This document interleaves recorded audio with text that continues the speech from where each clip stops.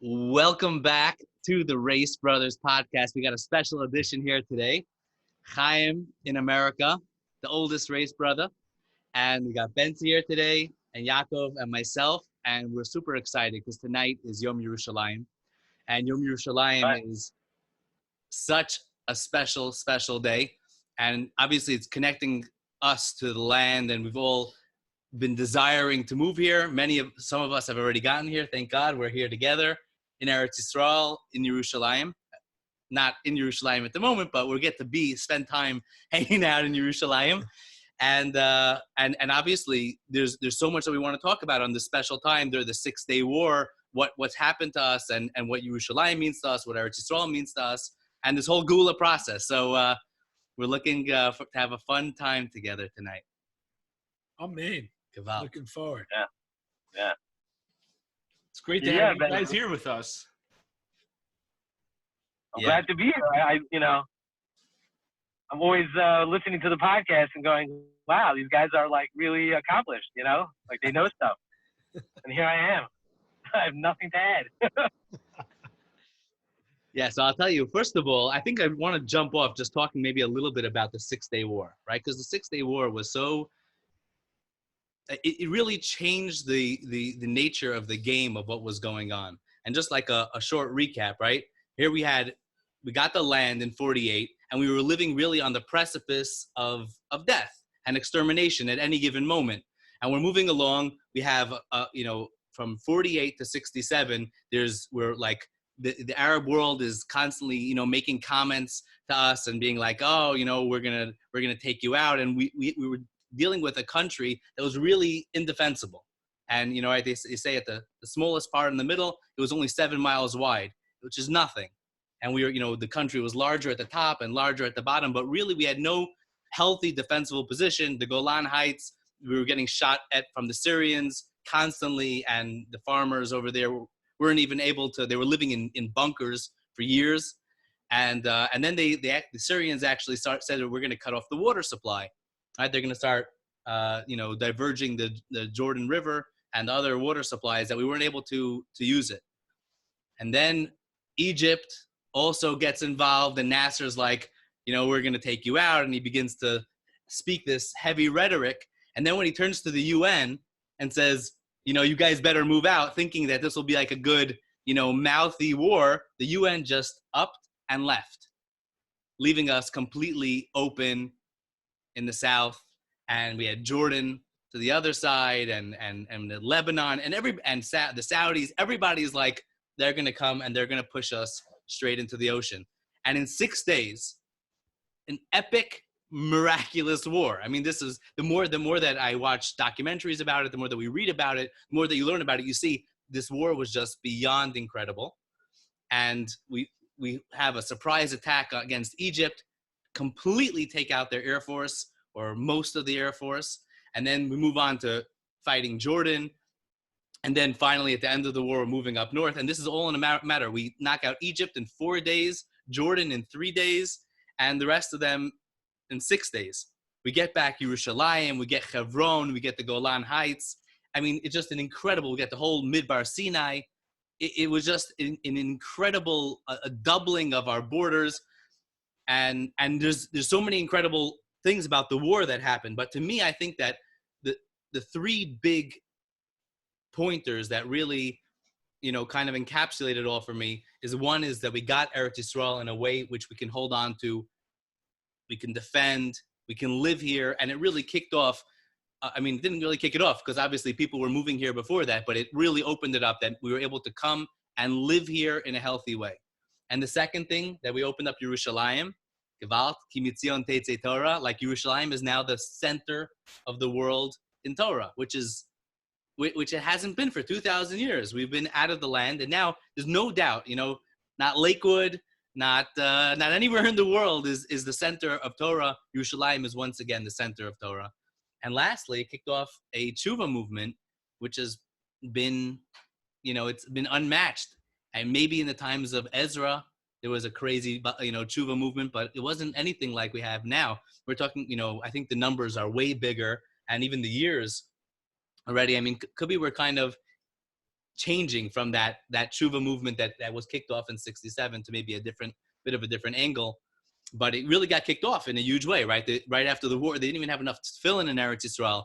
People in America were suddenly feeling more connected to Yiddishkeit, to being a Jew. Like that threat leading into 67, that threat of, oh my God, 30 years ago, we had the Holocaust ended, and now we're about to have another one, and nobody's standing up for us. Nobody's making any real moves. What's going on? And suddenly Hashem just, in the most incredible way, saves us and like reveals himself to us in a really an incredible way. And I think that's really why we're here tonight. We had a nice Suda tonight. We ate some burgers. I know Chaim wasn't with us. It's unfortunately, you'll have to, normally they say the meat in America is better, but I think all the Nitzaitis are coming back to Israel. We had some mighty fine burgers tonight. And we got some good beer. Once again, the beer has returned to Eretz Yisrael. The fruit has returned to Eretz Yisrael. The green has returned to Eretz Yisrael. Everything's returning to Eretz Yisrael. So, l'chaim, and l'chaim to all of us Jewish brothers and all those that recognize the hand of Hashem. And l'chaim to you, Hashem. Thank you for giving us back this incredible land and the spark of tshuva and the spark of Torah, the Torah Mitzion, Pnimiyat Torah, which has been opened up in a crazy way. It's also involved in Torah Mitzion. By the way, I know I'm saying a lot, and I'm excited for everybody to get involved over here, but all of these 3 pointers that I just brought up are clearly earmarked in an interesting sefer. Has some, some people question its origins exactly, but it's basically from Reb Hillel Mishklov. It's called Kol HaTorah, from Talmud of the Vilna Gaon, Reb Hillel Mishklov. And he mamish earmarks all this process out. And to that fact that we're now in a time of history that we see it. L'chaim. Yes. It's funny when you talk about us being in this time of history, because what always strikes me is that history just takes a long time. It doesn't, nobody gets to see all of it. We're lucky that we get to see so much of the past, and I feel like anybody who has their eyes open sees what's happening, but even so, it could still take time. There's still a few hundred years left, if for the 6,000, and we may not see it. We may not even see it, but just, besides, for what we see, which is literally in my mind, in my face, it's like bomb. It's obvious. It's boom. But, even so, like I keep telling myself, because like you feel like, when this whole Corona thing hit in, I hate to mention it because we shouldn't talk about it too much, but you felt like this is, like what I always used to say about people after the Holocaust. I'm sure they were in those camps and said, Hashem is going to save us and he's going to bring Mashiach and we're just going to, and everything's going to be saved. And then it didn't happen, but something big still happened. I still think that all along we see things happen in life, but they're happening in what looks much faster today, but still historical speed, still slow motion, still our human timetable is still very minuscule, always keeping that in mind. But looking back, I just by my friend's house and telling him like, we, I was saying that we, back when, when Israel started, I hear it was arguable, how could it be that this is something significant, even though you think it's pretty significant, Jews coming back after 2,000 years. But to look back today and still be that guy in denial, you just have to be a moron. It's like scary, like, are you joking? Like, look what, like, I don't care where you stood at that point, hashkafically, but today it's super obvious, and it's scary, that would happen in Mitzrayim, v'chamushim alu b'nei Yisrael Mitzrayim, 150th, Rashi talks about, and I remember when I learned it, it was like mind-blowing. How could, they were slaves, what the heck were they not leaving? They should have jumped on the train the minute he showed up, but here we are. I'm in Brooklyn, and, people are not on the train. It's crazy. It's like, how do they look at this stuff and not say, oh my God, like, we say every day davening of Yom Yerushalayim, and like, whenever I say it, I literally laugh to myself. Like, Yom Yerushalayim is so built, it's like there's no room left, Like, I think about moving to Israel. I don't want to live in Yerushalayim. It's too freaking traffic, It's insane. worse than any place else, right? I don't know. But not to be a Saneger on Klal Yisrael, or Katager maybe. Which one is the one which one you don't want to be?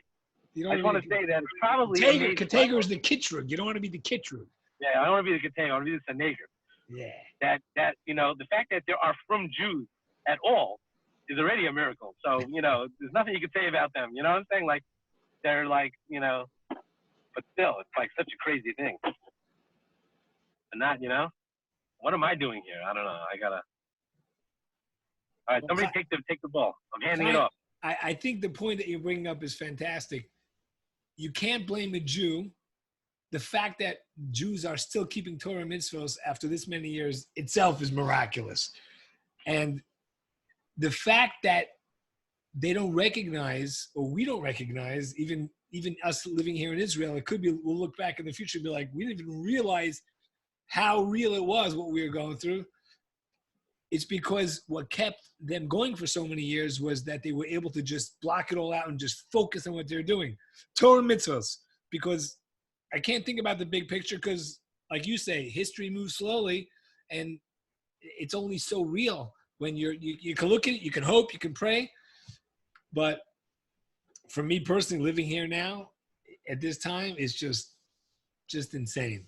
It's just insane. And hopefully everybody will just, listen, he's sending the calls. He's bringing us all home one at a time.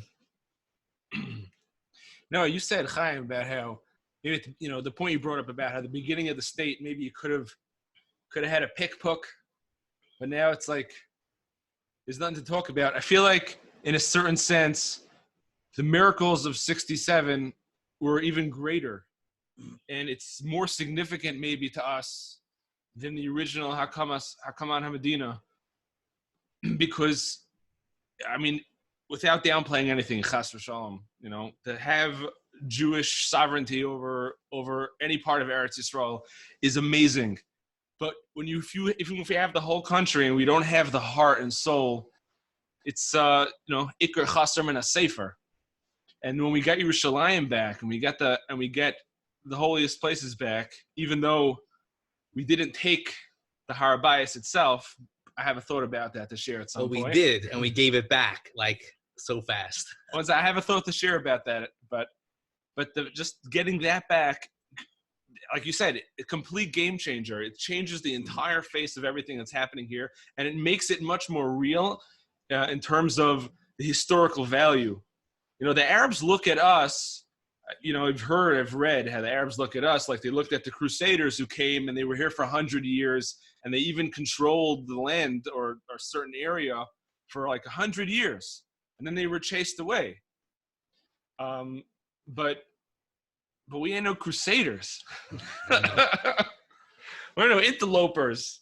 Like you said, we come back to the land and praying every day, every Jew all around the world, every single shul in the world faces Yerushalayim, and we're back here to our land. Like they just found that coin, the Bar Kokhba coin, that said year 2 to the, what did it say, to the freedom of Israel. Right. And I was in Yerushalayim. There's a coin from 2,000 years ago, year 2 to the freedom, and it's sad because that right after they minted that coin, they were decimated. They were destroyed in the next war, in the next whatever it was. That year was only lasted 2 years, but they were there then, and we're back now. And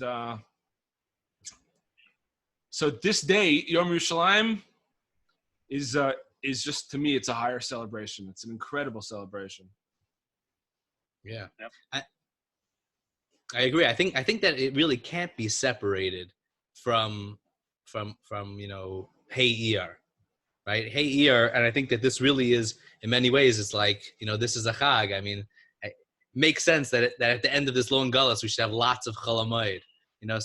We celebrate Chol Hamoed birthdays between the Hebrew and the English, or the English and the, we celebrate. But here, from like Hey Iyar to Chav Ches Iyar.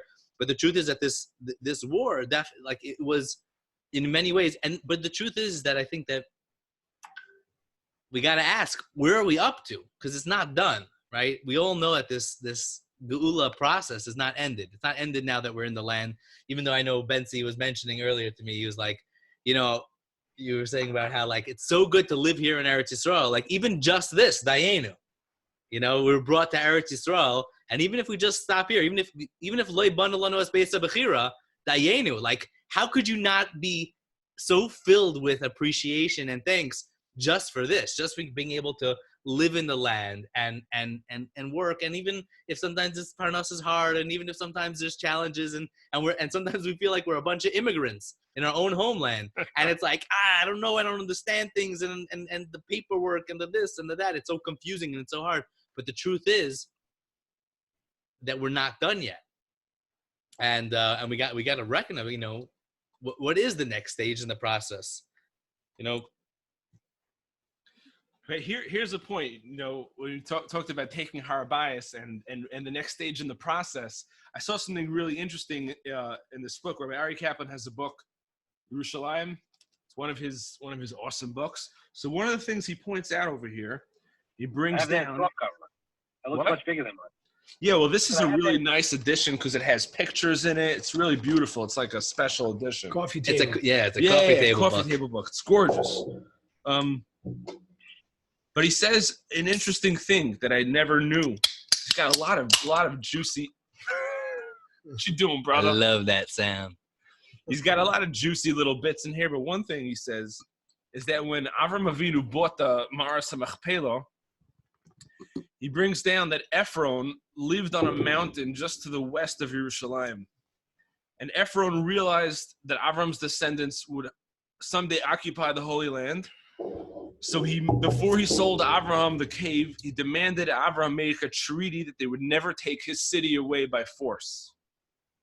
And Ephron made a monument inscribed with the words of this treaty. And that was the monument later on when the Bnei Israel conquered Eretz Yisrael. They did not conquer Yerushalayim, which was the Yevusis, and they had to buy it. And he says there's like a special hashgacha involved in this because Yerushalayim contains the Mizbeach. And in regards to the Mizbeach, you can't build it out of cut stones because you can't build it with klei milchama. You can't take a sword, which is made for killing, and use it on the Mizbeach, which is made to extend people's lives. So if we would have taken Harabayas by force in the war, it would have been a problem because we're not supposed to take that area by force. He doesn't say this, but I'm reading this today and I go, hey, it's hashgacha. And people were like, Dayan, why are you giving it back? We finally have the Harabayas.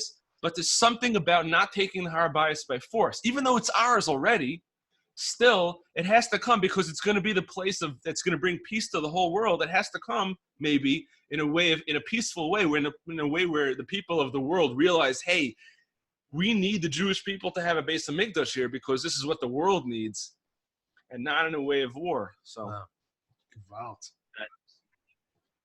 That is a really powerful idea. Yeah. Well, that the was whole always thing is fascinating.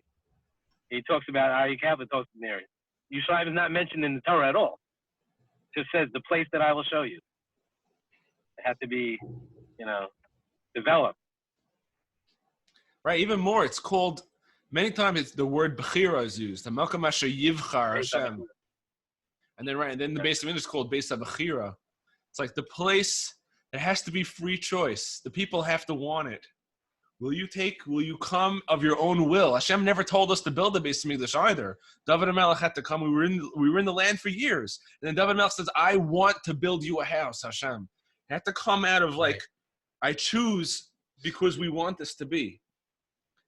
So it's interesting that Rabbi Abraham Joshua Heschel brings up the idea that there's three kedushas, right? There's the kedusha of time, space, and soul, right? So Hashem was Mekadesh time, right? He's Mekadesh Shabbos, which is the seventh day of the week. And then he makes us, that we're soul, that we get involved. So then we have Yom Tov, which is also where we're Mekadesh Zman. But we are the ones that are Mekadesh space. Because really, right, Hashem is everywhere. Why is Hashem in any one place more than another place? But the truth is that from the human experience, we can experience the Shekhinah more in certain places only when we make it that place. And really, on a certain level, if we wouldn't have sinned with the Egel, we never would have needed that next stage of being Mekadesh Makom. But because we sinned, then we had to make a Mishkan, right? And then you have the Machane Kahuna, Machane Leviah, Machane Yisrael, and that already makes, gradations in different levels of space. And that's really our job as humans, is to reconnect back to space. And that's why, the base of Bechira, Yerushalayim, like you're saying, all needed to be done through the desire of man, right? Until David HaMelech goes, how can I be living in my palace and you're still living in a house, in a put together home, But we have to build a base of Mikdash. And I think that could be, but could be also like, speculating, like maybe we need to step up our game and say, it's not going to happen, even though we know there's this idea of a base of Mikdash Shel Eish and whatever. And according to some Svarim, it seems to say that that'll only come after we do it, but maybe we need to really do it. We're talking about what's the next stage and what's happening. There's a lot of things that need to happen. I mean, a few years ago, I remember we were getting really close. We're like really, we might even be flipping across the border of having most Jews in the world in Israel. You ready to? We already do. That's a huge change. And I think the rabbis need to, I'm saying this is going to make things, Shemitah's got to become Raice and things like that. We really need to up our game and what some of these different things mean. And like, and then we got to start talking about Beis HaMikdash.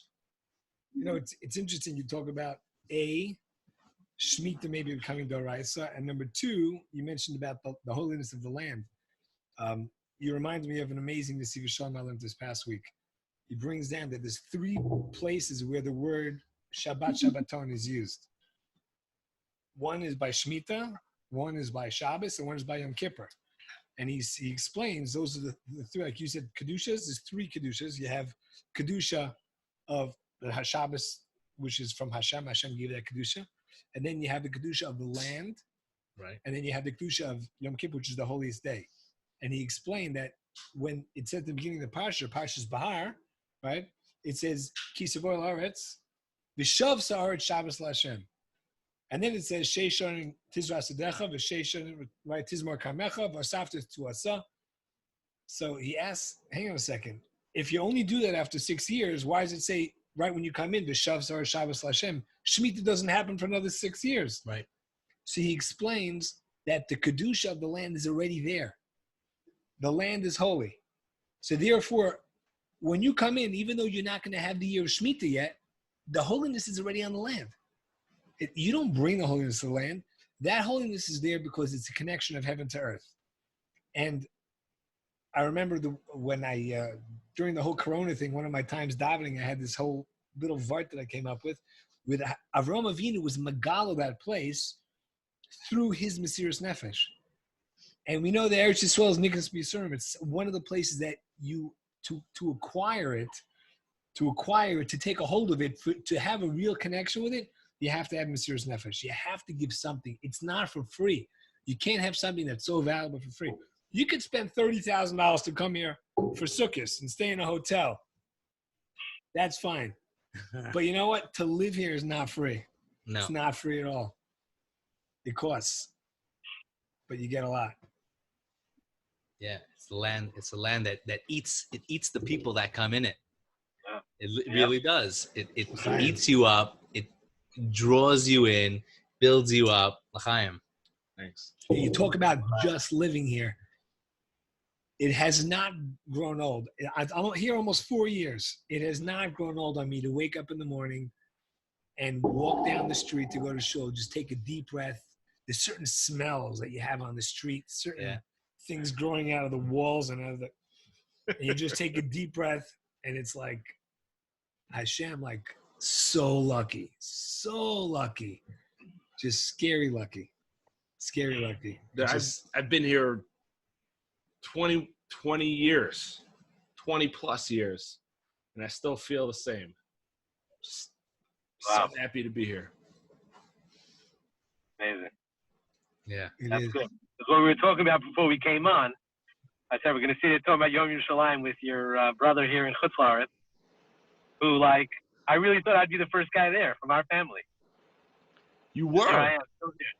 You were. I'm still here. You still were the here, first one here, right? Yeah. But, I You just came before Dina. Yes? No, we went to seminary first, but I did move there first, yeah. But, Well, I you was were saying, born here. Right. yeah, that's true. Right. That's also, I always felt like I have a certain connection. I always use the word, chamda, like, chemed. That word, it's like a certain, like, heart, like, pull that just, you feel it all the time. It's like magnetic. You just feel it all the time, no matter what you're doing. That's like in the periphery of my existence. I'm always thinking about it. How am I going to get back there? And, always, like literally just the constant, low flowing feeling that just always,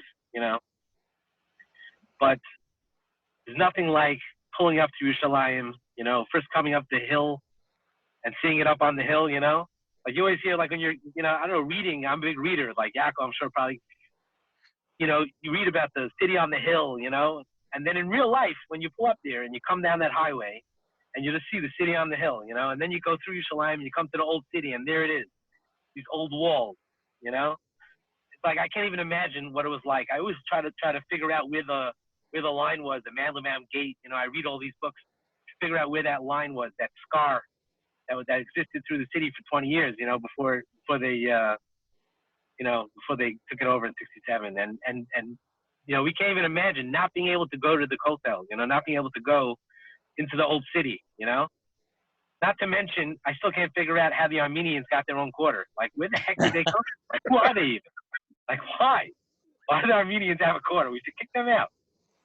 That would be my first job as prime minister. Like, why?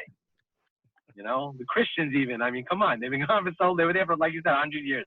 Got a quarter. We have the smallest quarter. They're not 4 equal quarters. They're not. Not even like a tiny bit. The Arab quarter is Muslim quarter, right? Massive. Goes all the way around the whole city. Right. I don't know. I remember back when I was, when I was in yeshiva there, so Yom Yerushalayim was, Chas v'shalom, if you even thought about going to the parade, it was like, what are you doing? Are you Goyish? You going to the parade for Yom Yerushalayim? But I remember me and Schefter went down. That was one of the days, we used to go through Shar Shechem. Back then it was, I don't know, it was like before any intifadas. It was like, went through Shar Shechem. You have to watch your back a little bit, but it was like perfectly safe. But the parade for Yom Yerushalayim went down that whole road. I don't remember the name of that road over there, right past Shar Shechem. And right. Everybody went through Shar Shechem. And it was just, it was like a different feeling, But that route is just, it's different than going through, Shayafo. It's just like it's very Arabic, Yeah, Yerushalayim, man. Crazy. Yeah, it's true. It's funny that growing up, right, like our parents made Aliyah so many years ago, and they definitely had that ratzon to be in Eretz Yisrael. And I growing up, I had this desire to get here. I think obviously it's because you guys were all here and going to yeshiva and whatever, but there was still this incredible drive. Like, I want to get there. I need to be there. And when I got here, I felt this click. I think we even spoke about it at some point on here in the past, where I felt like this alignment of history. Oh my God, the story is real. Avram, Yitzchak, Yaakov walked in this land. So much of the history is alive.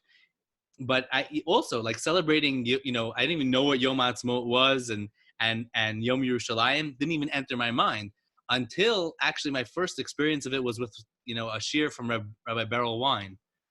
And it was all about, he spoke about, 1967, the 6-Day War. Gamal Abdel Nasser. Exactly. He goes through the whole story. By the way, so good. Beryl Wine is amazing. He really is. I probably know so much of my Jewish history now at this point is just from him, and I hear it in his voice. But going through it, that experience of what it was like for Jews, and in Chutz La'aretz, and hearing it, and I was like, wow. I had no idea. I had no even a dream of what was going on. But yet I always felt so close to Eretz Yisrael, but it was. I guess like, it was like, the Tzionim took it over. We all had some friends growing up. Well, we all had some friends or distant cousins who were going to the parade. We were like, what? What parade? Right. Like a parade. The Like, State of Israel. What? Right. We loved Eretz Yisrael, but like I didn't even know anything about the state of Israel. But it wasn't. But it also wasn't pro or against. It was just clueless. Like when I went to Beis Shraga in 9th grade, I had a friend there who was like a Tzioni. I didn't know what a Tzioni was, and our Rebbe was a real brisker. Like he just came back from Brisk. He's a young guy. He just got back from learning in Eretz Yisrael maybe a few years before. And I remember he'd always pick on this one guy, and they would always argue. And I never had any clue what they were arguing. Like, what is going on here? Why is he always picking on this guy? Bear in mind that Yaakov was only 10 when he made it to 9th grade. A very smart, not. Lucky that guy was there, or you'd have been picked on. That's what I'm saying. Like, pick on the Tiani. There's always a hierarchy of who you pick on, The Tiani is the first in line if you're a brisker, Like the briskers, they don't really live in Eretz. They don't live in Israel. They live in Eretz Yisrael. Like they don't. The Medina doesn't exist. Oh man, crazy. I would say it's crazy because David Ben Gurion. I mean, if we believe that, things that you do, right? There's a ripple. I remember hearing once a long time ago. They talked about there's going to be a Yom Adin Gadol V'Noira, right? Well, what do you need a Yom Adin? Everybody dies, and they have a Yom Adin, right? But the answer is, at some point, all the ripples and things that you affected, some things that you didn't even know you affected, right, are going to have to get judged also. And when are you going to get that day, judgment if you're already dead? You can't. The answer is, there's going to be a Yom Adin Gadol V'Noira. Everything's going to come out.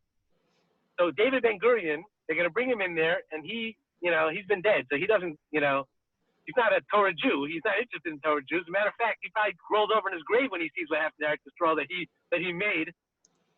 You don't know? I don't know. Okay, I don't know. I don't want to say bad about him, but he's going to get a lot of credit, though. He's going to tell us, they're going to say, this little guy, and they're going to say, okay, you get close to this, and then the other thing, everybody's going to be like, what?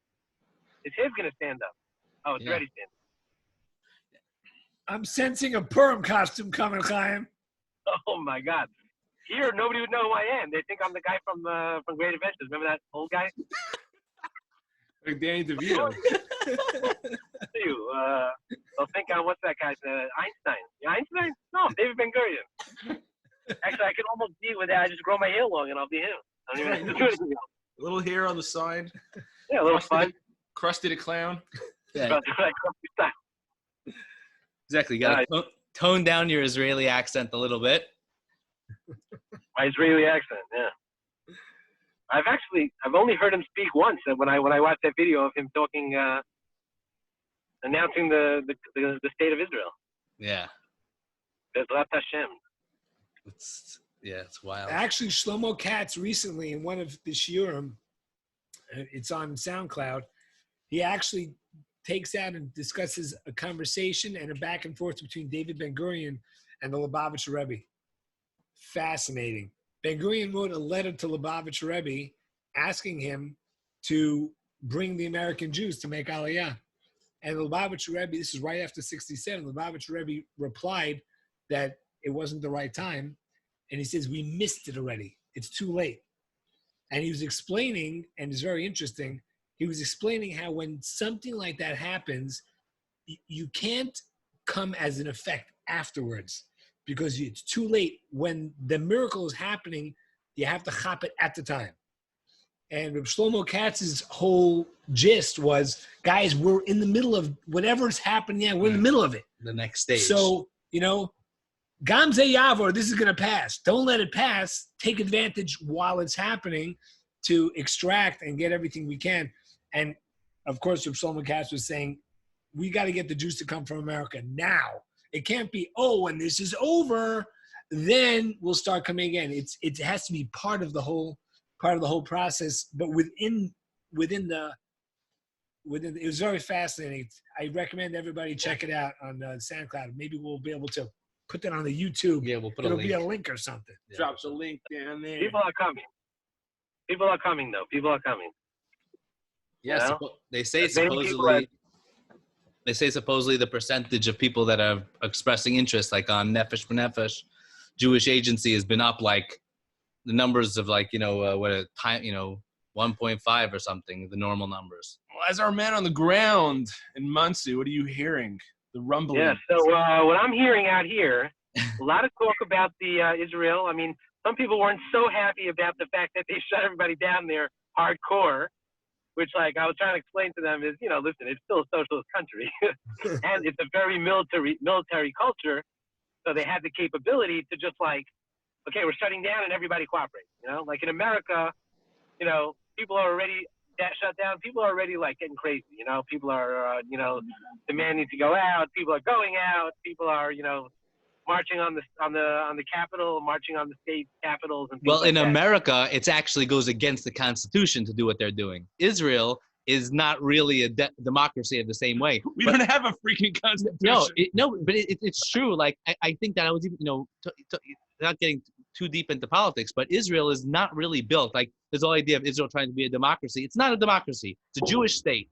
And now it has to deal with figuring out its identity. Okay, we're still young, but America has an identity, and that identity is based on certain freedoms that should not ever be taken away, no matter what.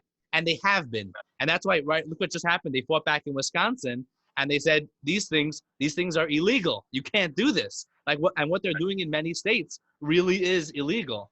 And they're taking away those freedoms. And that's scary, by the way. Like to all the people in America, they're like, oh, Israel this. Dude, wake up. Like this is got to be the calling card. When you see these things flipping around, you got to wake up and get out. And that's why there's a part of me that wants to get on my my microphone and be like, dudes, and freak people out. But on the other hand, we really do need to open our eyes and look at it and say, in every country, when certain things, when the nature of the country begins to turn back on itself, the next thing is blame the Jews for things going sour. That's already happening. Don't worry. Yeah, it is. Right in the beginning of this whole thing, the FBI came out with a thing, saying that they were going to be blaming Jews, like the reports of these different groups. Yeah. Well, it's scary. It really is scary. And these things happen so fast. A year ago, if we would say, guys, could you imagine that the borders to Israel would be closed? They will be like, dude, you're crazy, right? You're nuts. That is a scary thing. You can't travel. Nobody wants you to travel. Both of them. It is no country's going to take you in. I mean, we don't want to think about these uncomfortable things, but there comes a time that we want to take the responsibility. And I think that it's a very interesting idea, like what Bentzi was saying about in the process of how things are progressing, that's when you have your chance to get involved in the process. Like jumping in as a response to something that's happening is not really the avoid, which even is interesting to me. Like, I'll be honest with you, even after 1967, like, so why is it too late? As long as the candle's burning, baby, get involved. Wow. Okay, good news for the Jews. We have the fifth Raice brother joining in. Oh, I got to go to... We're going to do a quick... that was supposed to be able to let us get to the bottom. Abe Mi Pomona is jumping on the podcast. All right, we'll see. We'll see how fast he's able to get involved. All right. But yeah, it's a really, it's something that I think that we all need to really stop and think about. And the truth is, though, for me here in Israel, I've also been like asking myself that question: is what do I need to be doing? What's my next step? What's our next step in Israel? Do we need to push Bayit Shlishi? Do we need to push annexation? Do we need to push something? Welcome, Abe. We're live, brother. He's not. He's not. Frozen in headlights. Chaim, you were just starting to tell us about people in America, or maybe people that are maybe talking more about Aliyah than ever before. Yes, there are people that were not about, Aliyah, moving to Israel, that are, starting to talk about it. And I think that, it's always how it works. Hashem works, you know what I mean? He, pulls you with one hand, you know, and pushes you with the other hand, you know. So he's smacking us with anti-Semitism at the same time as, you know, we're getting, for if you have your eyes open, you're seeing also the, you know, the potential that exists in Eretz Yisrael and in, you know, in the positive. And listen, this is history. You know, like they say, if you don't learn from it, you repeat it. You know, and it just goes. That's just, everything's cyclical. You know, we're eating chickpeas. Eggs. Yeah. Abe. Welcome. Yeah, man. Grazie. What does Yerushalayim say to you? Home. One second. If you moved to Israel, would you live in Yerushalayim? You like traffic? It's a good question. It's a good question. I'm not as concerned about where, because any of the Dalet Amos within the land, I'm happy. So I'm down to go wherever my wife and family would agree to go to. Our landing spot. Amen. Frozen. Yeah, it's breaking up a little bit. Bad service, Abe. Drive to my house. A good service at my house. Amen. Yeah. By the way, let's Can't jump really into that a drive. little bit. What? You know what you say? I said I can't really drive. I had oral surgery today, so I'm on the good drugs, man. That why you look like a chipmunk? I'm like a chipmunk. He can't talk fully. Abe lost some of his wisdom. Don't worry, Yeah. we'll let you know if you're drooling. Not a problem. You're like, I can't smile too much either. It's like it causes a lot of pain if I smile too much. But I actually will tell you. Refuah Shalema, brother. Refuah Shalema. Amen. Yeah. Very cool thing that I realized for about, I would say like 5 hours, I was not able to smile at all. And when I did smile, I felt like the release of those endorphins. It felt amazing. And all of a sudden, like I started feeling a little bit better. Before that, I was like, ugh, and like, you know, as soon as I was able to smile somewhat, it was great. I was like, wow, I could smile. Baruch Hashem. oh man. Yeah, smiling is, yeah. I enjoy doing it all the time.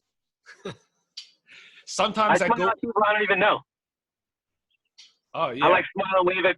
Yeah, I smile and wave at people, and I know they're like, "Who the hell is that guy?" My kids say, "Who's that?" I'm like, "I don't know." You know, there's nothing better. You smile, and for the rest of the day, they're like, "Do I know that guy? Like, you know, do I know him? I mean, he was smiling at me." Like, all right, so I gave them a little story. You know, they go, "This guy was smiling at me. He was waving at me. He was making faces at me." I do the exact same thing and have that same exchange with my children. Chaim, do you remember we started that? Abe, you probably remember. In the back of Langsam's pickup truck, in traffic going up to Yerushalayim, back from Beit Shemesh. Hanging out the back. The road from, remember we used to go the road from Beit Lechem right past Ever Rachel in the old days. Never got a rock thrown at us. Yeah. We looked like carrots. Right, we used to sit in the back with the generator. It was still hot from running the whole day. So were we from running the whole day. By the way, I'm back there again, all day in the heat, building Eretz Yisrael. Nice. What a life. Lucky you. What? I count my blessings every day. Baruch Hashem. You get credit. Ezes Chut. Rather cash, but you get credit. I feel like I'm building Eretz Yisrael from over here also. Baruch Hashem. Amen. What do you mean by that? You know, in YSV, they told us that every time you do a mitzvah, it's a break in the base of Mikdash. Abe does a lot of mitzvahs. Abe, want to respond? It's also a matter of reminding everyone else. If you're a person that lives Eretz Yisrael course veins, it affects other people, and that itself is building the land. You can be, or one can be, a person who's being makabetz the golios just by talking and breathing and living Eretz Yisrael in every second, even if you're here. Did that mess up the recording? No, you're fine. Yeah. I Did I hear lose that. you guys again? No, we're good. We're good. Listen, I wanna take us a little bit, and maybe we can each like pipe in, share an idea. You know, one of the things about Eretz Yisrael, about Yerushalayim, is that thinning of the separation between the ruchnius and the gashmius, right? Most people they live this reality and they feel like, okay, I'm living my life, the physical and the physicality and the financial and all that, and then there's like another world, a spiritual world. So like I also need to like throw in a couple mitzvos to connect with that. But we know that the truth is that really it's not like this and this. It's really mamash, you know, it's right here, right now. And the only place that we can really, or not the only place, but in Eretz Yisrael and especially in Yerushalayim, you kind of get that sensation, that thinning of the boundaries between Ruchnius and Gashmius, between where you almost feel like a sixth sense that you feel the kedusha. So maybe we can each share something about that, like that, you know, what that experience was like for us. In Yerushalayim, maybe, you know, a time that you want to share that was unique and, you know, and expressive of it, or just talk about that idea and what that kind of means to you. Chaim's the oldest. Go ahead, Chaim. So you want me to talk about, well, obviously, I would say obviously, the fact that as American, like, guys, Bahrain, boys, you went to Eretz Yisrael after high school to learn, you know? So right off the bat, it had like a magical, it was like a magical place where you went there and, were able to just focus on learning and, but still enjoy this incredible land, which had, Gashmias and Ruchnias, I guess. Just so right off the bat, I guess my first experience of it was, wow, this country is, obviously in some ways it was very dusty and nasty, but it had certain smells that you never had in America, especially in the summer. But those smells are like magical, and they give you that, I don't know, that's the Gashmias, but it was coming there for a Ruchnias, purpose originally was really magic. You mentioned before, I just think that I never felt growing up that Abba and Mommy, I don't know, I try to think how they gave us this feeling for Eretz Yisrael. Obviously they did. The fact that they moved there and made that move, I think that was that more than anything, because I don't remember them talking about it so much, and they never went back. I remember when Abba said to me, when he came to visit me, I think when I was in yeshiva, he hadn't been there in 15 or 20 years. I remember at the time saying, 20 years, 15 years, how could you not go, And then I find myself also at this point not having done things in 15 or 20 years, and being oh, that went pretty fast. But, so in that sense, I don't know, it's just always been magic for me, Eretz Yisrael. It's something, I don't know, it's not something that's explainable, really. It's something new. Here, one of my friends is coming to my window to say hello to me. I'm on a podcast with my brothers. I'll be done in 10 minutes. Okay? It's like Uncle Pinky. Yeah. Yeah, coming on. Nice. All right, Bentzi, you're next. My wife. Okay. 1 second. All right, guys, I'm jumping off. I apologize. I'm going to see these guys. It's been Corona. I haven't seen people. I love you all, and I can't believe 8 came on and I'm leaving. But all right, I'm going to watch the rest when I'm not on there. Love you. Where you going? I love you guys. I'll talk to you soon. Love you too. Love you, brother.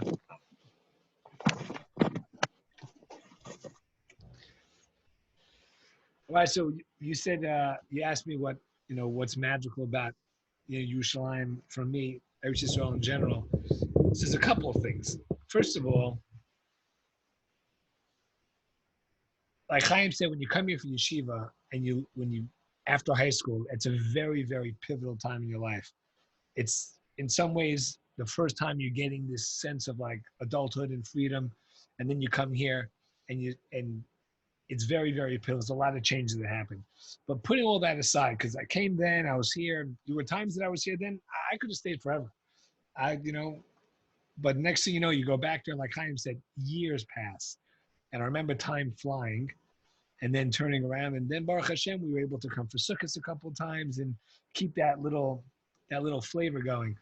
But Yaakov and I were talking earlier. He said, like, Yerushalayim in general, but Eretz Yisrael overall, it's almost like the Jewish Disneyland. It's like you come there, and a lot of Jews come for trips and for the Chagim, and they come for this and that and the other. They come for the Bar Mitzvah and they go back. It's like you go to the Jewish Disneyland, you go back, and then we stop and you say, hey, at one point you say, hang on a second, I can live in Disneyland?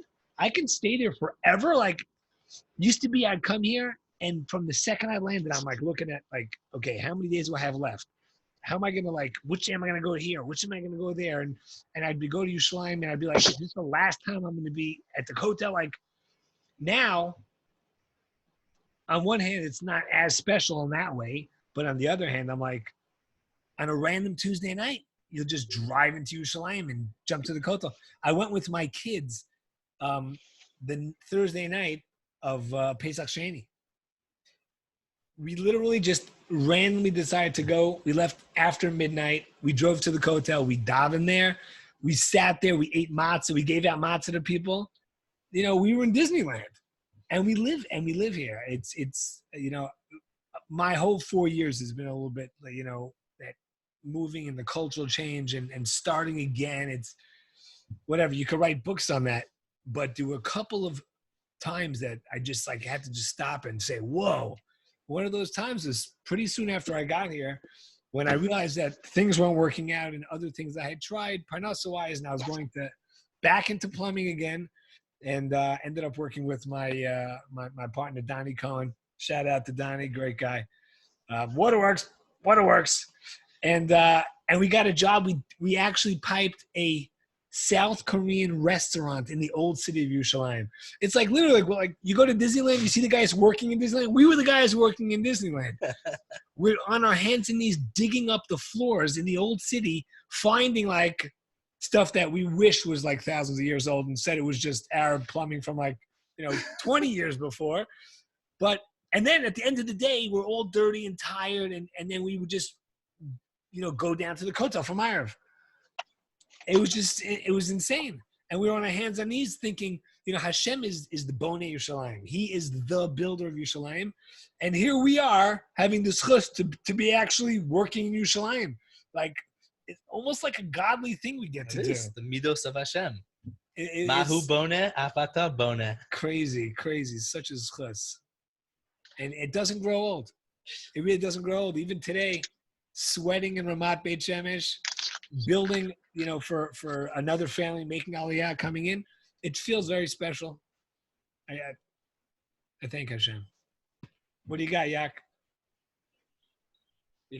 As soon as Yehuda started talking, I started thinking about the shuk, because the shuk in Yerushalayim is a special place, right? You go there and you're surrounded by all this produce, which is grown from the land, and the smells and the spices. And nowadays you go to the shuk at night and there's you go to Beer Bazaar, you go to Hatch, you go to these places, it's homegrown brew, good beers, every kind. And it's like, I've said this so many times, the Gemara in Sanhedrin says there's no clearer sign, no clearer sign of the Geulah coming than when the land starts to bear fruits. That's right. And every time I think of that, I think of there's no clearer sign that Mashiach is here than when you could roll into the shuk and there's like 200 kinds of home-brewed craft beer here in the land. Like when I first came in 99, it was like there's Gold Star, Maccabi, and the imported beers, Tuborg and Carlsberg. That was like the imported beer. And now, forget imported beer. We have the best beer in the world right here. So it's like, and when you sit in Yerushalayim at night, or when you go to the shuk by day and you buy the fruit, and you make a bracha on the fruit of Eretz Yisrael, it's like, what am I doing? Am I doing the holiest thing in the world? Am I just eating? I'm doing both at the same time. But when I sit and I drink beer at night in the shuk, and you look around at all these Jewish people smiling, interacting, hanging out, and it just feels like, sometimes it just feels like the holiest thing in the world. Like, look at all these people hanging out and smiling, being, there's just people in the streets of Yerushalayim being happy. And everyone, and it's, everyone here is proud to be a Jew. You're proud to live in the land. Is it the greatest mitzvah? You know, it's just, like you said, it all comes together. It's the holiest thing, and it's just the most natural thing at the same time.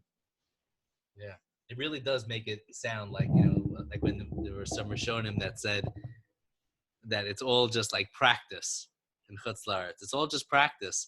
In a way, it's like, you know, in Chutz La'aretz, it kind of sounds like funny. It's like, what? It's just practice. But then when you say it this way, it's like there's a certain synthesis of all the different parts of life really coming together here. So true. Abe, you want to take us? What's your thoughts on Yerushalayim and that extra dimension? So it's funny hearing Bentzi talk about the fact that maybe you don't make it there as often, but you have that ability, is something that's beyond. Anytime and every time that I'm there, I'm lucky enough to be staying in the old city in Yerushalayim for many Shabbosim, many Chagim, and there's nothing like it in the world. There is nothing like it. As far as, like, if you think about what the city means to the whole world, the epicenter of the universe, Jerusalem, the holy city, it's wild that, and it's representative of us and our relationship with God, that being the epicenter of the world, it's not full of all the craziness. There is a lot of craziness, but in the Ira Tikah, like if you're there over the Chagim, on an average day, there's thousands upon thousands of people that come in and out throughout the day. It's noisy there. I would say over the Chagim, it's like it's busy 24 hours a day. Even on off times, it's busy. It's just it's an amazing thing and it's representative of something that's kedusha, holiness, and it's a very interesting thing. Like where having heard Rav Weinberger saying that, you know, saying over a story about some fellow who was talking about, oh, it's so holy, so kadosh, and whatever. And one of the kids was like, what does that mean?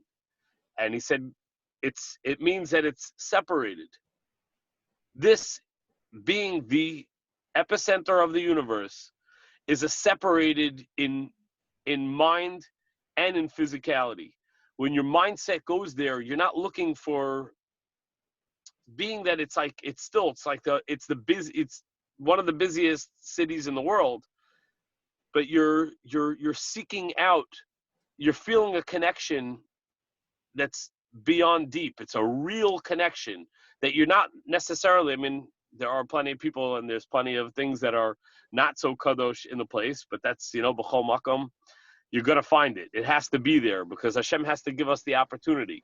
However, the drive and the draw in that place is beyond anything. It's like, you know, so going back, like when you were saying about we're living and whatever, when we got into that even for a second, like, yeah, I would like to live on the Chof and create a spot for people to like get away from it all and come spend Shabbos by me, spend some time over there, have a little bed and breakfast. I know that, you know, maybe my wife's not so on board, which is why I said that I'm down to go anywhere.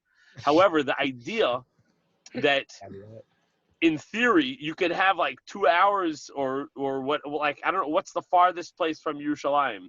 4 hours, 5 hours? Yeah, 4 hours. You know, let's say there's traffic, you're talking a little bit longer, but you're talking about driving that you can drive from anywhere in the country, no matter where you live, you can be at the epicenter of the universe. Not that we need that. Not that we need that to connect to God. However, as far as physical manifestations in the world, it doesn't get greater than that. Yeah. Mamash Gewalt. I'd love to jump in on this also. I think that for me, the experience of Kedusha, the experience of Eretz Yisrael, is an aliveness and a feeling of connection with my greater history. I think that, this is definitely made up of a lot of different parts, like within me. Maybe this drive and this desire to be connected to things in the past. And maybe, I've mentioned this, a number of times to you guys that, like the fact that I didn't meet any of the grandparents and things like that. But that idea, that want and that ratzon, that I want to like feel the past. I want to live that past. I want to be connected with those, those old stories, those old ideas. And on a very basic way, Eretz Yisrael does that for me. But even more than that, there's an aliveness. There's almost like an energy current that you can actually, or I can actually feel. Right? I'm talking subjectively right now. There's an energy current that I can actively feel throughout the country. You get kind of used to it living in your regular life. I think for two reasons. One is just because you get accustomed to anything. And two is the more that we fall into habit and living the same day as yesterday, then you're not as open to the aliveness that the moment carries. But I'm with Bentzi. Every time that I go into Yerushalayim, I think that we all feel this way. That drive, I just look out the window when I'm on the bus and I'm just like, whoa, this is amazing. Like I'm in Eretz Yisrael and I'm seeing the land and there's just four amas and four amas and four amas. Every time those wheels turn, I'm just like traversing the land. I used to love traveling up north, when I was in yeshiva, just being a student, or now getting to drive and travel around. When we do get to travel, we don't travel that often, but when we do, it's just like, whoa, you just see the land. But then when you go to places and there's no shortage, Maras Machpelah, Kever Rachel. For us over here in Beit Shemesh, you got Kever Dan, you got Kever Shimshon. You go up north, it's just filled with Kvarim. You're filled with Makomos Hakdoshim that are even more attuned. And each little zone is attuned to its slightly different frequency.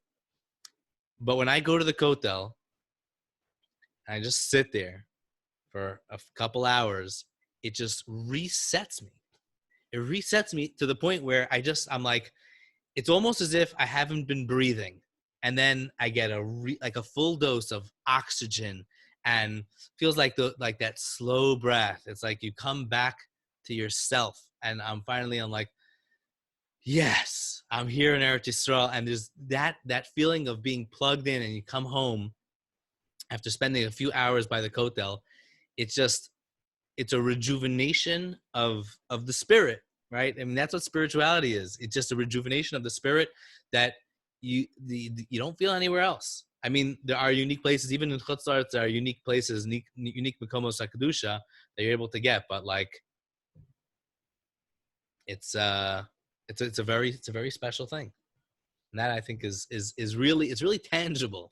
It's not something. It's lo me'ever leyam, lo bashamayim hi. We're not talking about things that are like, oh, it's only for the tzaddikim. This is something very real and very here and very now, and it's huge.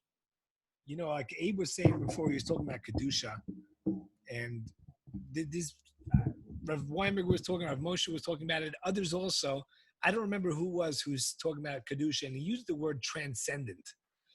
And then he went on to explain, I forget who it was, that real Kedusha doesn't mean separating like a monk on a hilltop, or like in the Christian faith, you have, a priest who separates himself through celibacy. Real Kedusha means living the day-to-day life, and while you're living it, you can live above it at the same time. And to me, you feel it here. It's a weird kind of feeling, but you can literally, you're driving a car, but you're not driving a car. You're like, I'm doing plumbing all day, but I don't feel like I'm just manual labor. I don't feel like that. And I think that's the amazing of Hashem says that he's Kadosh. Hashem says, I'm Kadosh. When Hashem says, I'm Kadosh, what is he telling us? He's saying, I'm in the world. I'm not above the world. I'm not out of the world. I'm right there with you. But Hashem transcends that. And he says, you can do the same thing. We can be in this world, but we don't get pulled down by the world. We can live above it. We can transcend it while we're doing it. You can eat, but transcend gluttony. And it's, to me, there's a certain, like, that's what the Kedusha of the land is. It's like, hey, here is a land. To the naked eye, it just looks like a regular land. Yeah, it's got hot days and cold days and rainy days, and it's got mud and rocks. But you know what? It's really not. It's a land that transcends physicality. And when you live here and you tap into that, and you'll see it here, you'll see it sometimes in a more real way than others, and it'll just stop you. Like you say, you get your breath back. I say, like, sometimes you lose your breath, like whoa, that was just crazy. One thing I find here is that what you say comes true.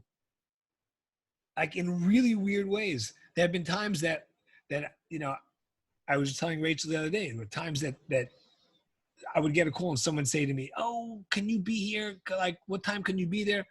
And if I would say, well, I don't know what's going to happen. I may have an emergency. Boom. Next thing you know, I get an emergency. Like, would I have gotten it anyway? I don't know. But like, it seems like when you say something, I'm like on a very real level, we create realities with our speech here more than anywhere else. It's frightening. It's awesome. And I think if we learn to use that to our ability, we can learn to really transcend and to ride above it, but live within it at the same time. Just raise it up. Race it up. Race it up. That's crazy. It's interesting that you were saying about you're talking about the land has Kodesh, right? This is the place that we call Eretz HaKodesh. And not only do you have Eretz HaKodesh, you have Lashon HaKodesh, right? And they even say, like, the only way you could have Lashon HaKodesh is in Eretz HaKodesh when you are a prophet, right? Because Lashon HaKodesh is not just a language. It's a language that's spoken when you're connected to something beyond, right? And that's really like what you were saying, Kedusha. And another aspect of Kedusha is you're separated, but you're also mizumenet. You're specifically set aside for a specific inyan. You're connecting. You're not just set aside and separate from everybody, but you're connecting to something specific. And that's really what we're doing in this land, is when you're living and you're aligned and you're connected. So the eretz, the artzius, is Kodesh. The physicality is Kodesh. The lashon is Kodesh. And that's a crazy thing that you're saying, that's also the land that Hashem doesn't take his eyes from. And like when you say something, he's right there. It's a wild thing that you've been experiencing. And it's not such an easy thing to understand. Like, I feel like it's very much an experiential thing. When you're not here, or sometimes when we're away and you don't experience this, it's like the Meraglim, they lived in the desert connected to Hashem. And like Chazal say, one of the things that they couldn't grasp and they were afraid of is, how are we going to go into this land and we're going to be busy planting and plowing and working the land, and it's going to take us away from you, Hashem. It's going to take us away from connecting to spirituality, because it's hard to grasp that. What do you mean? The planting, the plowing, the plumbing is all mamash spirituality in this land, and it's hard. What does that mean? It's hard to understand. It has to be experienced. It's not something that you can break down and say, well, this is how it works. It's like, this is how it works. I don't know how it works. It just does. I remember when I worked in Renana, for like 2 years I worked in Renana, and so it was a bunch of chaver here, Gesundheit. It was a bunch of chaver, and we had a van that would take us to work every day. And back then they were busy fixing Route 38, which connects Beit Shemesh to the main highway. It was just one lane in each way. Now they expanded it to 2 lanes in each way, all the way to Beit Shemesh. Thank you. From the main Jerusalem Tel Aviv highway. Right. But we would go to work and come back in that traffic of construction every day. And it was annoying, but at the same time, almost every day, we would turn to each other and go, we're sitting in traffic of building Eretz Yisrael. We're sitting here watching the land being prepared for bigger and better things. And we'd be happy about it, even though we were coming home, we were working American hours. We'd finish work at 12 o'clock. If there was no construction, we'd be home by 12:45. But there were nights when we'd come home at 1:45. Right. Because we sat in that construction. And it was annoying, but at the same time, it was what a blessing. We're watching the land grow and be built, and we're watching the roads be prepared. And you can't explain it. You need to experience it. It's true. When you see, seeing the high-speed train traveling, into Yerushalayim, you're literally watching prophecy. You're like seeing it. I've said it so many times, but when I go to Ben Gurion and I'm just seeing all those birds in the terminals, you're seeing what the prophets saw, and they had no words to express it. And they were like, how do we tell these people what we're seeing? Wings of eagles? But that's really what we're seeing at this high-speed train. It's like, it's amazing. Seeing all the rebuilding of Yerushalayim. It is unreal when you go into Yerushalayim, and as you're pulling in, you just see cranes, just building, and they just keep on building and building and building. And you're just like, wow. The national bird, right? Is the crane. It's true all over the place. It's wild. It's a wild Chaim. experience. Chaim. Amen. Amen. Chaim. Truly, truly, truly is an epic, epic, epic day. Yeah. 2 teeth removed type of epic day. Amen. Actually, I had a very spiritual experience in the dentist office today. I had gas. I don't think this is really the place to share. I also have to figure out everything that happened within me on my own before I share it with the 3 of you. I make joke, laugh funny, because lots of very many subscribers, everybody in the world talking about Abe in spiritual experience of Jerusalem in dentist chair. Okay, but just I wanted to jump back on something that Bentzi was saying before about how you see it, and I think it's brought down in many places. Like, you definitely your senses, your connected senses, are heightened in the Holy Land. So I've seen it many times over the years, and I've heard stories from different people. I shouldn't say I've seen it. I've heard stories from people who are living there and living out like crazy situations of recognizing the Hashgacha Process. I think that with everything, there's a realization, which is why I kind of feel comfortable saying that, when there are certain understanding of being stuck in Chutz La'aretz, wherever we are throughout the world, other than being in our homeland, there's if you have worked on heightening your senses of being connected with there, it does make a difference. You many times see a lot of things. It's almost like in the Torah from Rabbi Nachman, where he talks about Eretz Ochel Yoshvel, the land itself is heightened. So when the land swallows you up from that one, right? There's 4 different Torahs that Rabbeinu talks about, but in that one where whatever you consume, it becomes a part of you. So when you live in the land, because everything is very heightened in the land, you feel it. So you're going to see it. It's automatically there for you, that it's pashut, black and white. Many times if you're elsewhere and your meichen is in a lower place, you have a harder time connecting to it. I want to share a story, actually. I'm going to tell you a Ira Tika story, which really gave me a new perception of things. Sam's bar mitzvah. By Sam's bar mitzvah, so we had on the day, the Bo Bayom, we had davening at the Kotel. You guys remember. Bentzi, you weren't there. But, and then we had no, that wasn't please, Bentzi, you're with me every second of my life. You're loud. The feeling's mutual, brother, Achi. Yeah. So that day, after we had a breakfast thing in Luciana's, which kind of went late, and we ended up not leaving there till late, if you guys remember, whatever it was. I ended up hanging out outside with Nick. You remember Nick? Sure. Shout out to Nick. So Nick and I were hanging out, and we were listening. He was playing guitar a little bit, and we were schmoozing with random people, doing actually that smile thing that you were talking about before. Which, if anyone out there who's anywhere near New York City, now it's probably a little bit easier. But anytime I used to be in the city and I would walk down the street, I would specifically try to catch somebody's eye and smile at them, because they don't know what to do.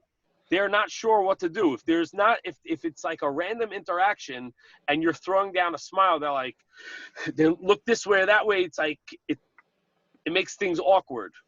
Well, that's my. So back to my story, right? So we were throwing off random smiles, and then I realized that I had rented a car, and I left it sitting parked right inside Shartzion. There's free parking till I think 8 a.m. or something, and then from 8 a.m. on, you have to pay whatever it is, right? And I realized this is like 2 o'clock in the afternoon or 2:30 something by the time I got to the car, that I realized, I'm like, oh my gosh, I never took care of the car. And in the morning, I was just like, I don't care. I'll pay a ticket. Big deal. It's like having the car parked, and it's this, Sam's bar mitzvah day. I don't have time to worry about moving a car, parking, whatever. So I was totally open to whatever's going to happen. So Nick and I head in, and as we get to the car, there's a police officer writing me a ticket. So I walk over very nicely. I look at him. I smile. I tell him, shalom. I don't want to bother you. You finish doing what you're doing. This is my car. As soon as you're done, I'll move it. I'm sorry. And he's looking at me like, why is this guy smiling? Like, well, why is he not attacking me and yelling at me for writing a ticket? I was there 5 minutes. He looks at me. He's like, why are you in such a good mood? I told him, oh, today's my son's bar mitzvah. I said, that's why the car was here, whatever, He turns around. He walks back over there. He rips up the ticket. Goodbye, Charlie. I told him, I said, listen, I understand, whatever, He's like, no, Mazal Tov, Mazal Tov. So I said, thank you very much. So Nick and I get into the car, and I tell him, okay, I'm taking the car. We'll go park on Har Zion. So I leave, and as we're driving out, there's crazy, crazy traffic, like there always is in Yerushalayim. And just to get down and around, there's beeping and people yelling out the window at people and whatever. It was crazy. And all of a sudden, it hit me that this itself of people that yell at other people, it's mamash the klipa of emes. Every single person, when you are in the holiest place in the world, at the epicenter of everything, you just want to be connected to emes.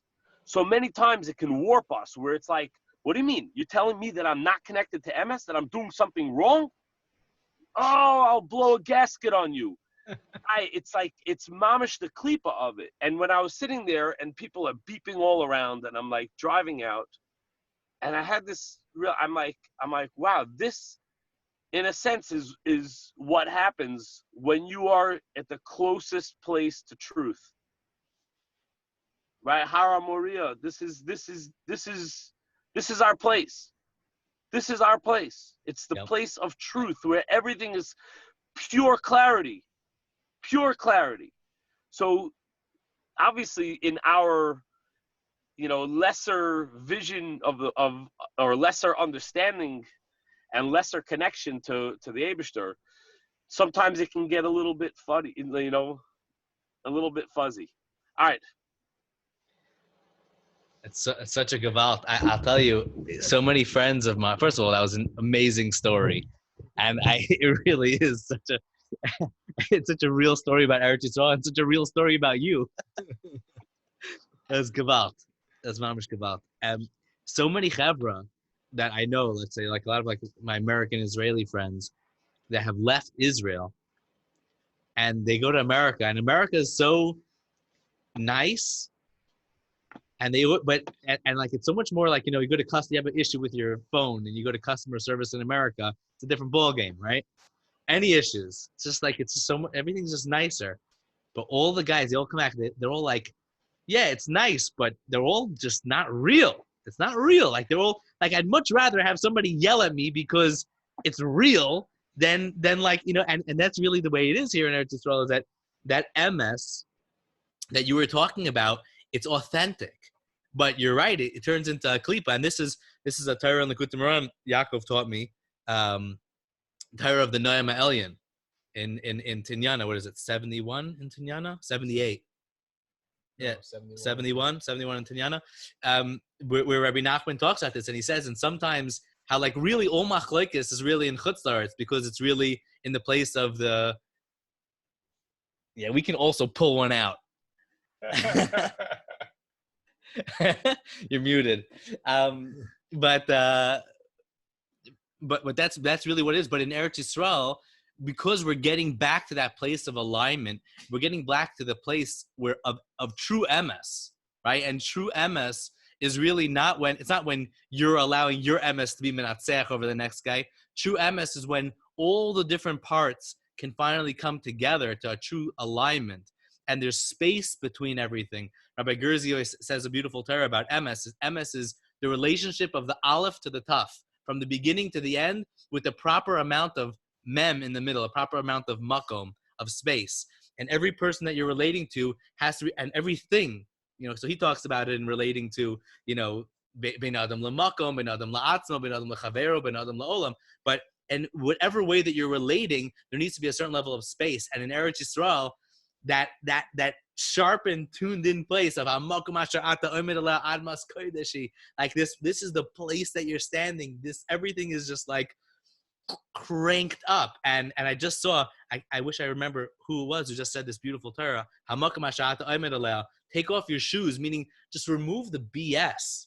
Like enough of putting on this extra thing. And that's why in general, taking off your shoes is really about connecting to a holy space, even on Tisha B'Av and on Yom Kippur. But the Bnei Yissaschar teaches about how it's like being aligned, being grounded. Even in today's world, they talk about taking off your shoes and walking in the dirt. But it's earthing, exactly. It's the Kabriner. This Torah is the Kabriner? The Kabriner says, yeah, take your shoes off, connect to where you are right now without anything in the way. Right. Be where you are.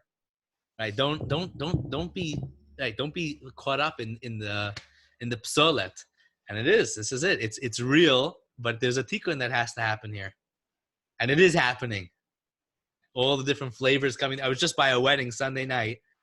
Such a beautiful. You had a Sephardi guy who his own family, I believe I'm not sure actually if his mother and father, one is Ashkenazi, one is Sephardi, but he's just like a Sephardi guy from Queens, marrying an Ethiopian girl, and like at a wedding where everybody's wearing, all sorts of different clothes, all sorts of different music, all sorts of different foods. It was just amazing. And I was like, wow, this is like just a yet another snapshot of Kibbutz Galias. Wow. It's incredible. It's like we're living in these crazy moments. Mamish, these epic moments. It is. The Kibbutz Galias that's going on now is amazing. Even in the neighborhood that I live in, the shul specifically that I live in, the shul that I daven in, not recently because we haven't been going to shul. We've been keeping the laws, but those those people in shul are from all over the place, and everybody gets up and has their own havara. They have their own nusach and their own accent and their own, and everybody just lets everybody go up how you want, do what you're gonna do. At one point, I was renting a house, and the shul I davened in had a lot of Ethiopians, and I used to sit with them in the back. And, you could tell, you felt like you were like thrown back in time. They would come, a lot of them wearing the old Ethiopian clothing.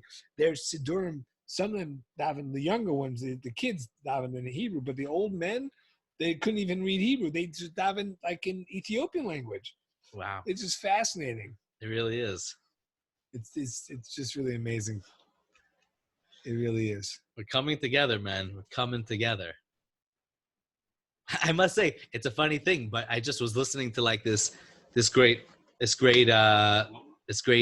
interview with Amari and Omri Caspi, and I was like, this is awesome. Like I always loved Amari because he's just like this ferocious dunker off crazy Steve Nash assists, and like then he came to the Knicks and like he had a great little run over there with the Knicks, and that was awesome.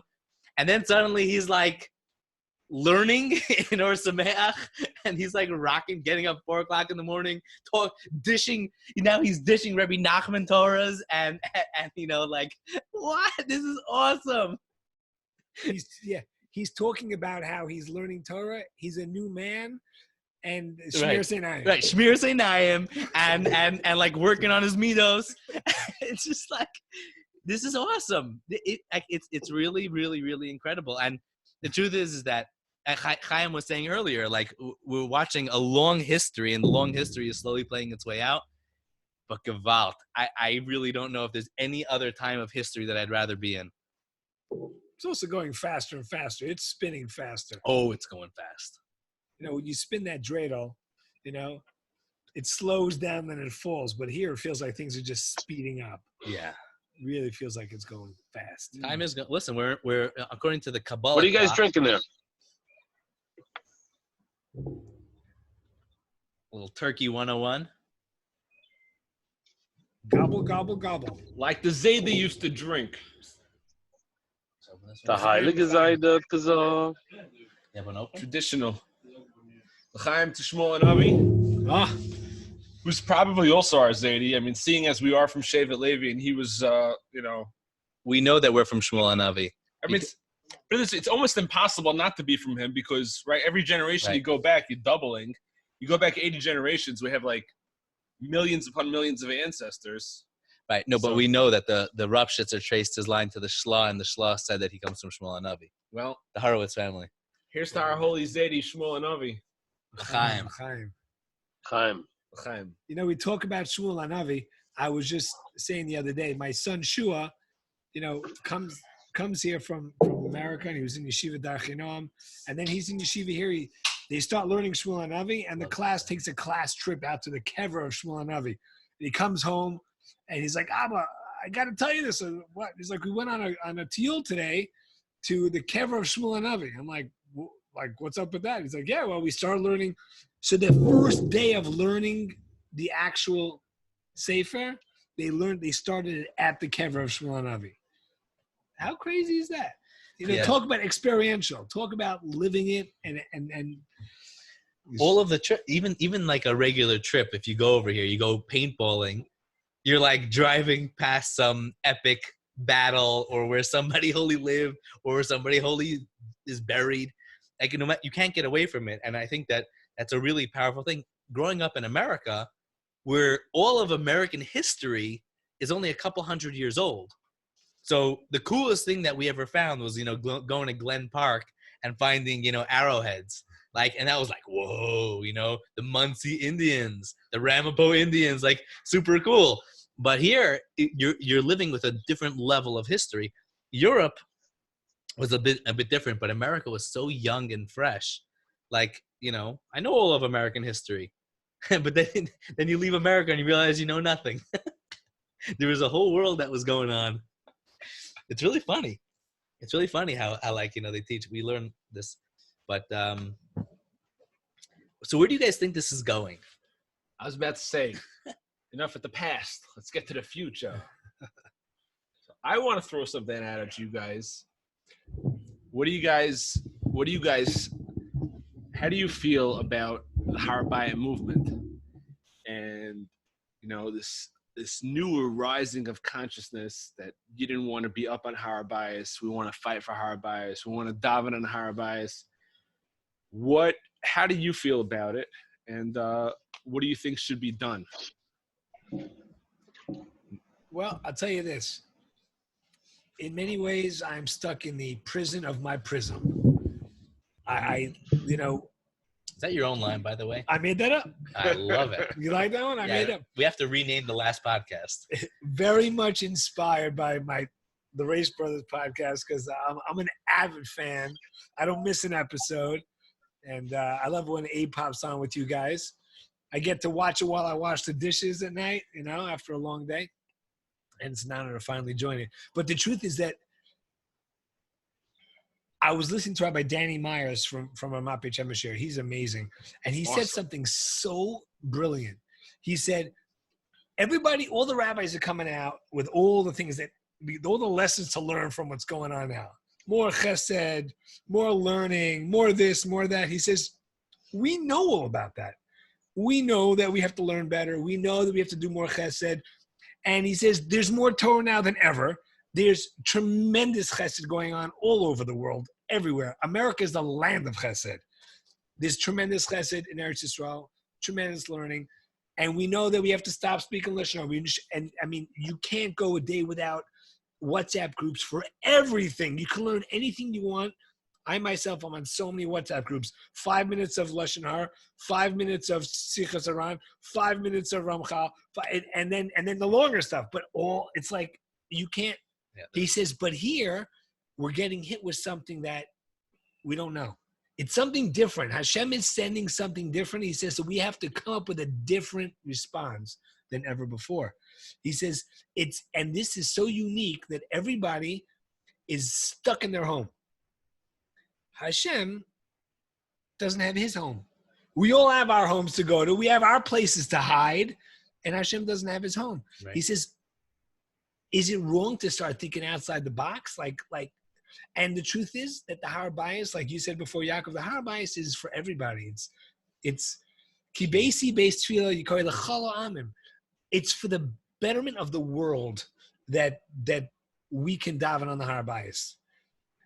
And the truth is, my own mind, to me, I have one friend who keeps on sending. He just sent me a message. They're reopening the Harabayas again this coming week. Mm-hmm. And he's asked if I want to go. And there's a part of me that's like, yeah. And the other part is like, oh, I don't know. Like all the Rebbeim and all the Rabbanim, all the frocks and the black hats it's not that it's the world that I came from. I respect that world immensely. There's so much Torah in that world. And they're like, stay away. No, it's usher. And then there's rabbis who say, no, what do you, there's areas that are usher, but we can, let's look what's usher, what's not. Like, why just stay away from the whole thing? So there's a part of me that's a little scared of that. But there's a part of me that says, hey, we got to be open. We have to be open to change. Like, we can't be stuck in the prison of our own prism. Yeah. I actually was thinking. I hear tonight, that.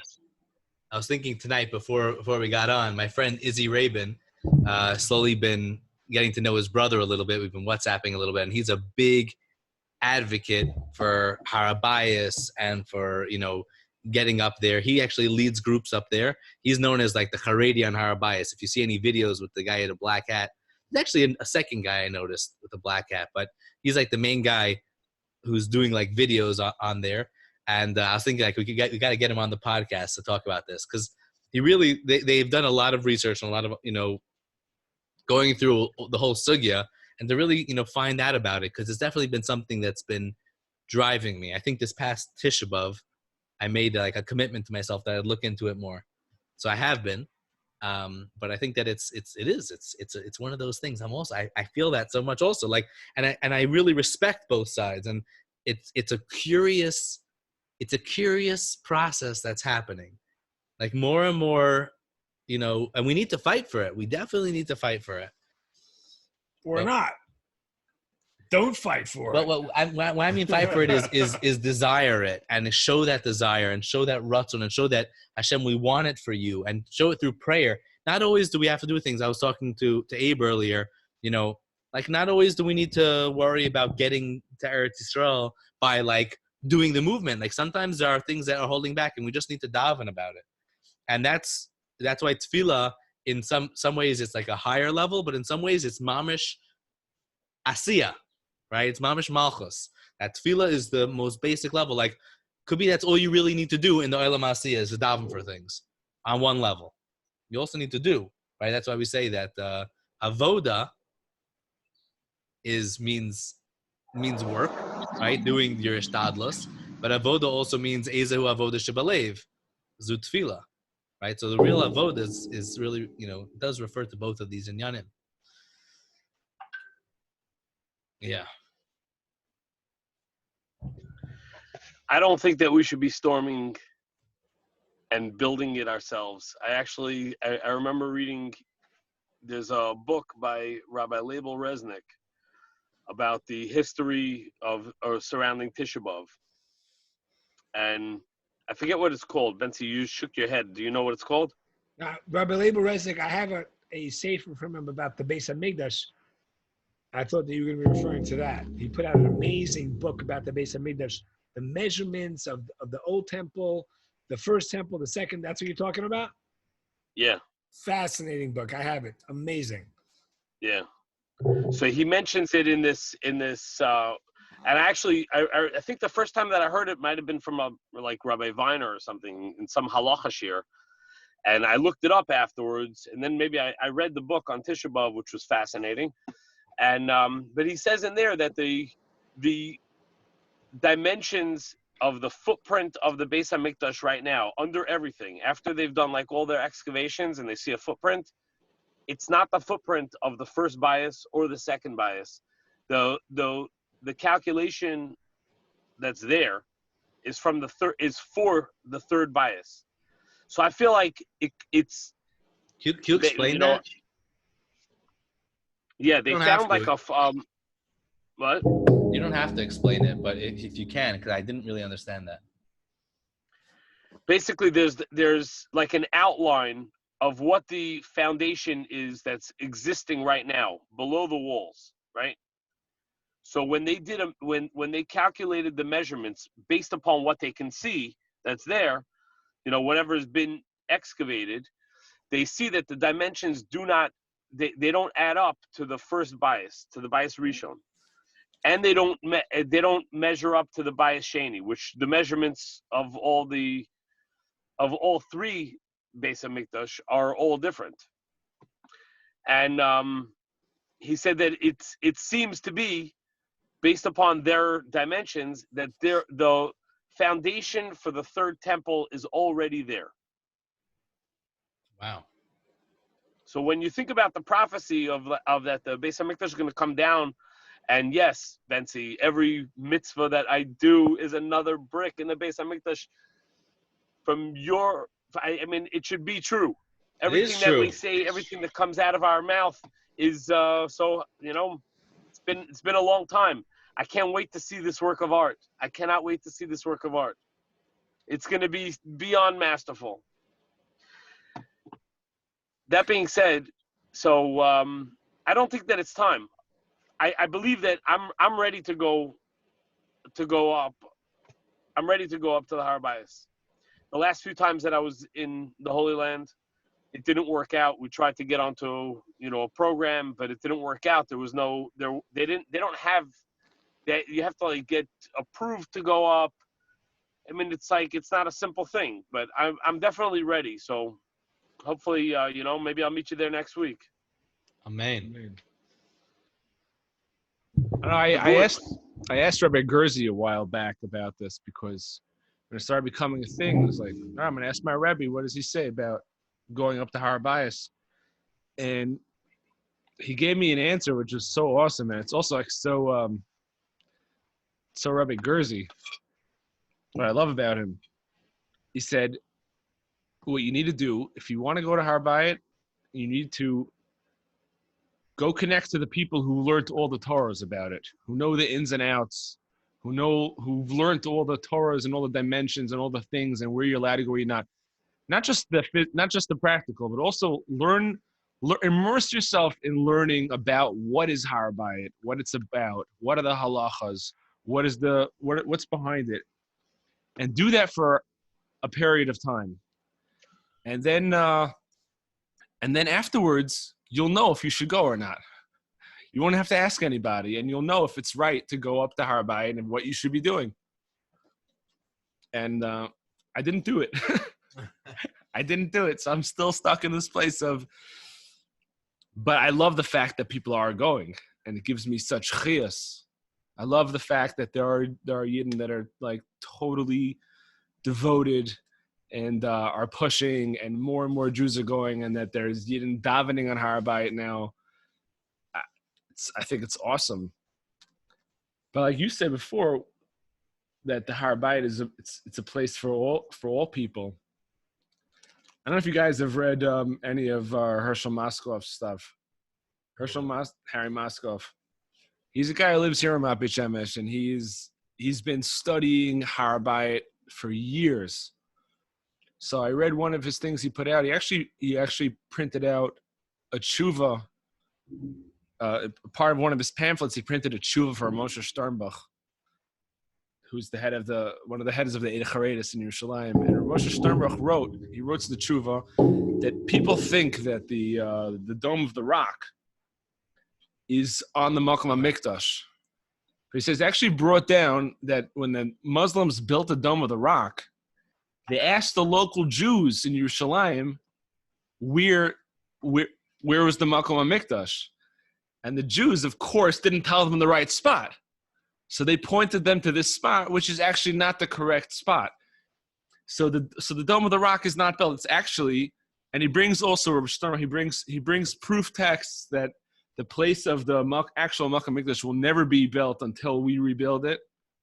And he shows that it's actually a lot closer to where the Kotel is, in the area between the Al-Aqsa and the Dome of the Rock, in an empty area in between, is actually where the real Makom HaMikdash is.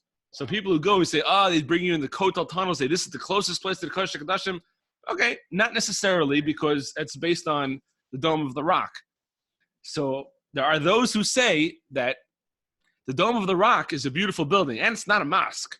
It's a gorgeous shrine. That could be a fantastic place because there's certain areas that non-Jews are not allowed to go. But that, according to this understanding, is not part of the area, which is why the Jews who lived in Yerushalayim told the Muslims that area, because it was a place that non-Jews are allowed to go. And it could be we'll leave the Dome of the Rock there, and it will be a beautiful place for all the non-Jews to gather and daven to Hashem. And then we'll build the Beis HaMikdash in the spot right there next to it where it's supposed to be. Yeah, I'll tell you. So my Rebbe, Rav Belsky, his son, very interesting guy. I remember I was having this conversation with him, and he's like, "Oh, you're interested in this?" And he pulls out this binder, this notebook, and he's got all the pictures, and he was showing how from, I forgot who was the main Charles, the big digger. Robinson? Like Robinson? No, a different guy. Basically, a lot of the markings that they were using to figure things out were based on a specific guy, archaeologist, exactly. And he was showing, he said, first of all, he's like, do you think it makes sense that the place that all the Yidden are davening is not like directly opposite? It doesn't make sense.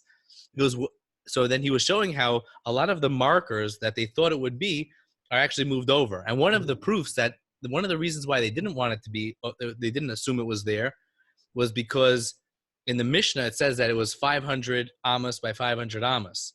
And the markers don't show a full square 500 amos over there, so they figured it has to be more to the left, or whatever, from where you're looking from the Kotel, more by Dome of the Rock. But the truth is that many places in Mishnayos, you'll have a 500, or you'll have a marked area where it might be 500 by 500, but not a full square. And it will still call it 500 by 500, or things like that. So he was showing how Mamish also is, and also the pasuk that says that the Beis HaMikdash in Eicha, I think it is, it's going to be a sadeh, that's going to be migrash, like just and that's where they play soccer, like it's Mamish, shualim halchu bay, and I think it's really a very powerful idea. Like But even so, you should know that and we'll talk to Bezrat Hashem. We're going to get him on the podcast. The Rabin, Yosef Shalom Rabin, and I'm definitely going to ask him. But I'm pretty sure when I spoke to him, he said that there's like different people that go to different places, and there's some groups that, like his group, they go to where for sure you're out of the way, and there's all different levels. I'm pretty sure Shmuel Eisenberg, Abe, goes up with him. It's the first group that goes up every day. They're like, it's like known, I guess, as the Haredi group or whatever. But I grew up earlier. Shmuel told me that he goes up with them also because he also felt this Inyan. The one thing that I think more than anything is holding me back from going up, actually, it's not true, but I'd like to think so, is that everybody who goes up says the kotel loses some of its potency. Sitra dreams. But Kabbalah, it loses so. I don't want the kotel to lose any potency. I love the kotel so much. It's by far one of my favorite places in the world, and I couldn't imagine it like, suddenly taking a step back from what it is. In on the other hand, I want the Beis Hamikdash. Yeah, but Yehuda, I think that you're a person who values things for what they are, and the kotel for what it is, even though it's just the wall. Right. Really, we want to be there, but I think you've expressed this to me so many times that we, Jewish people, we create sanctity. Right. We're mekadesh things, and the kotel attains sanctity because that's the closest place we could go, and because Jews have davened there, and we've made it. We've made it the place it is, in a sense, and it will never lose that.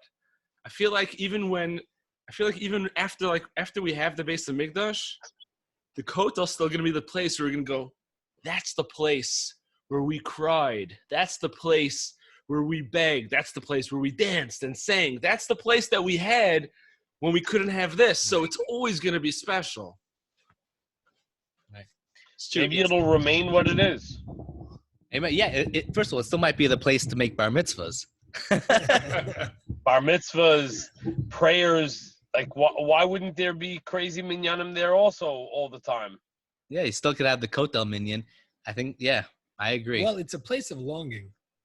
Right. And even in our lives now, you can always look back to a time or a place when you were longing for something. I do it all the time where sometimes I'll close my eyes and I'll be a part of davening and I'll feel like I'm transported back to the shul that I davened in Monsey, in Wesley Hills before I moved, when I had like tremendous ratzon to be in Eretz Yisrael, and I would like just beg Hashem to bring me here. And that, to me, that place is special. It's a place of ratzon, Right.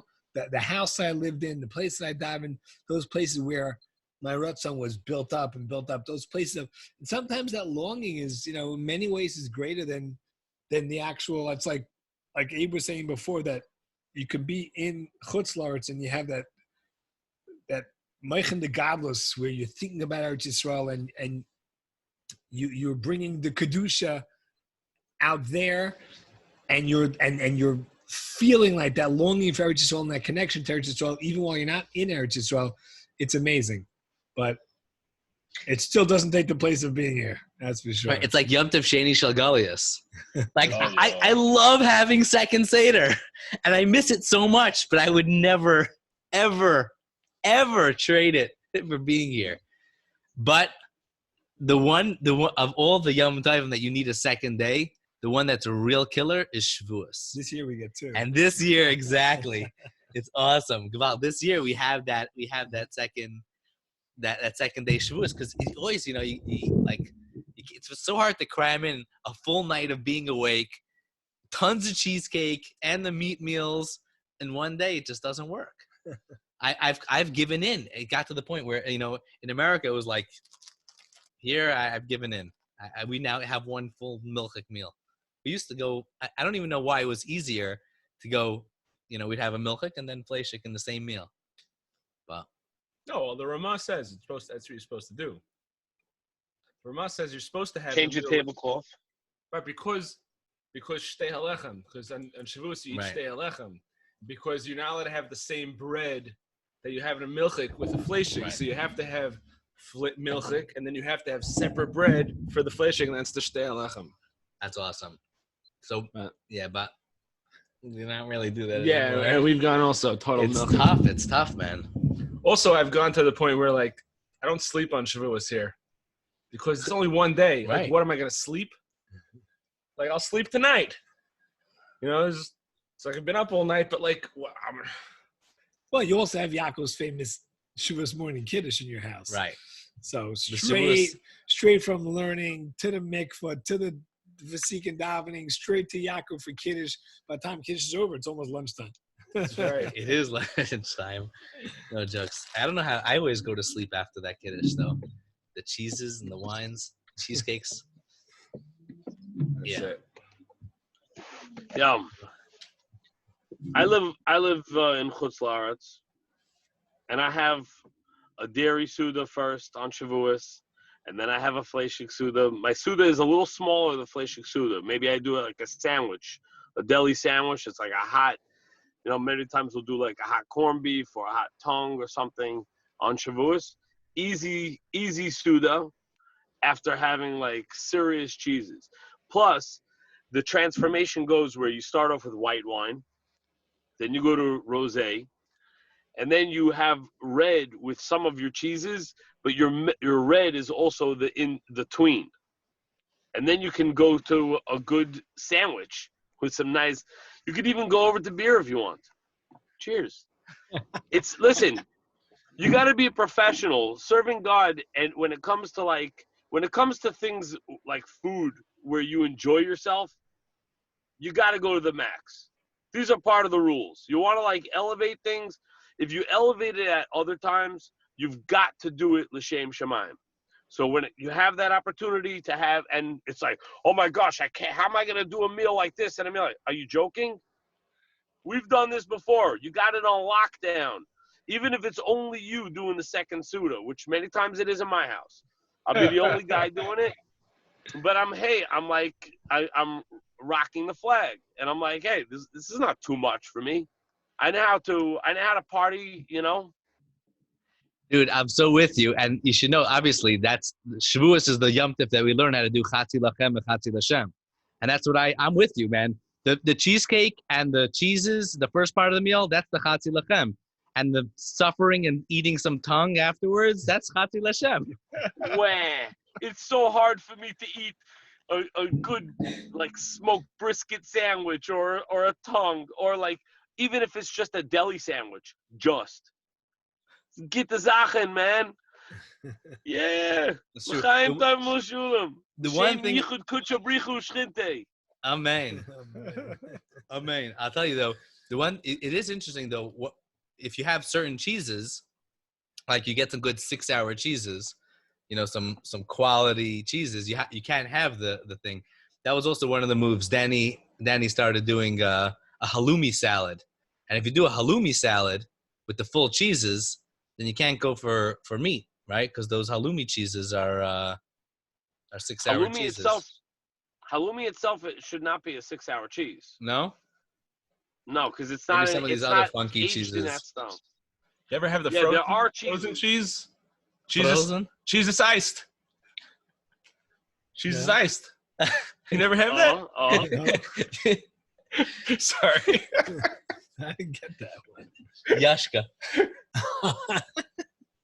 Sorry. Here's the question. Here's a question for people that want to have. Sorry, for people that want to go with like. For people that want to go with just like a dairy meal, maybe the move is to go with the 6-hour cheese, because in certain ways, a 6-hour cheese is very chashuv. Right. However, the whole trip is basar, man. You got to hit the booster. I'll tell you, it's interesting, though, on Shavuos, one of the weirdest things, having one day in Israel, it might not even actually be the day that we got the Torah. Right? It's a machlokes in the Gemara whether Torah is actually given on the 6th or the 7th. So if it wasn't given if it was given on this, according to the sheet that was given on the 7th, when you have only one day and we're doing it on the wrong day, it's like the strangest thing. And by the way, this is one of the strangest ideas. And it's a sugya that I a couple of Shavuos. I won Shavuos with Izzy. We sat and we were just going through it the whole Shavuos. It's such an interesting sugya, but there's no day for Shavuos. You just got to count 50 days from Seder night, and whatever you get to, you do it. Now, there's so many interesting questions that come from this. Like one of them was, what if you're flying around the world, like with the international dateline, and you miss a day? You need to count 50 days. So do you count your own day? Like imagine even simply, right? You fly to Israel. Shavuos night, we say you have to wait until you get 50 shlemus, 50 days that are shlemus. So you missed part of your days, right? If you skipped some of it, right? You come to Israel. Israel now accepts Shavuos 7 hours before America. So you don't have shlemus. Okay, but maybe you'll say, but you still had a full day. It just was a shorter day. But what if you actually jumped the international date line and you actually lose a day? So you're 1 day less than everybody else. Would you now keep your own day of Shavuos? And the questions that come out from this whole sugya are so weird because, like, what is the counting? What is this idea that you're trying to get somewhere? And like, if you have different days, or maybe if it came out that really it should be Zion or above, it's like, it's such an interesting sugya. And I'm finding more and more that these sugyas, like, when you get into them, they're so fun. So I saw an awesome idea about this from the Baal Tanya. I think it was from the Baal Tanya. It says, just like Hashem gave us the Torah in the Midbar, because it's out of space. It's not in any particular space. It's just, you could keep the Torah anywhere. So they said the same thing is that the times are muddled. It's also out of time. It's like, there's no like, now is the time and I'm keeping the Torah. No, it's like, there's no special time. It's above time and it's above space. So that's why it's specifically muddled. Yeah, it's a very interesting story. And I definitely... Achim, I'm going to check out. I'm pretty good. I'm on like a few Vicodins, some brew. Yeah. And I'm being called inside to go hang out with my kids a little bit for dinner. This has been amazing. Bentzi, I hope that we have this opportunity many, many more times.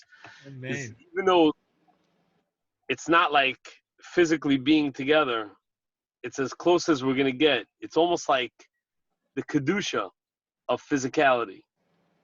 Chaim, may we all be super prepared and open, to open that key to the inner Yerushalayim of ourselves wherever we are.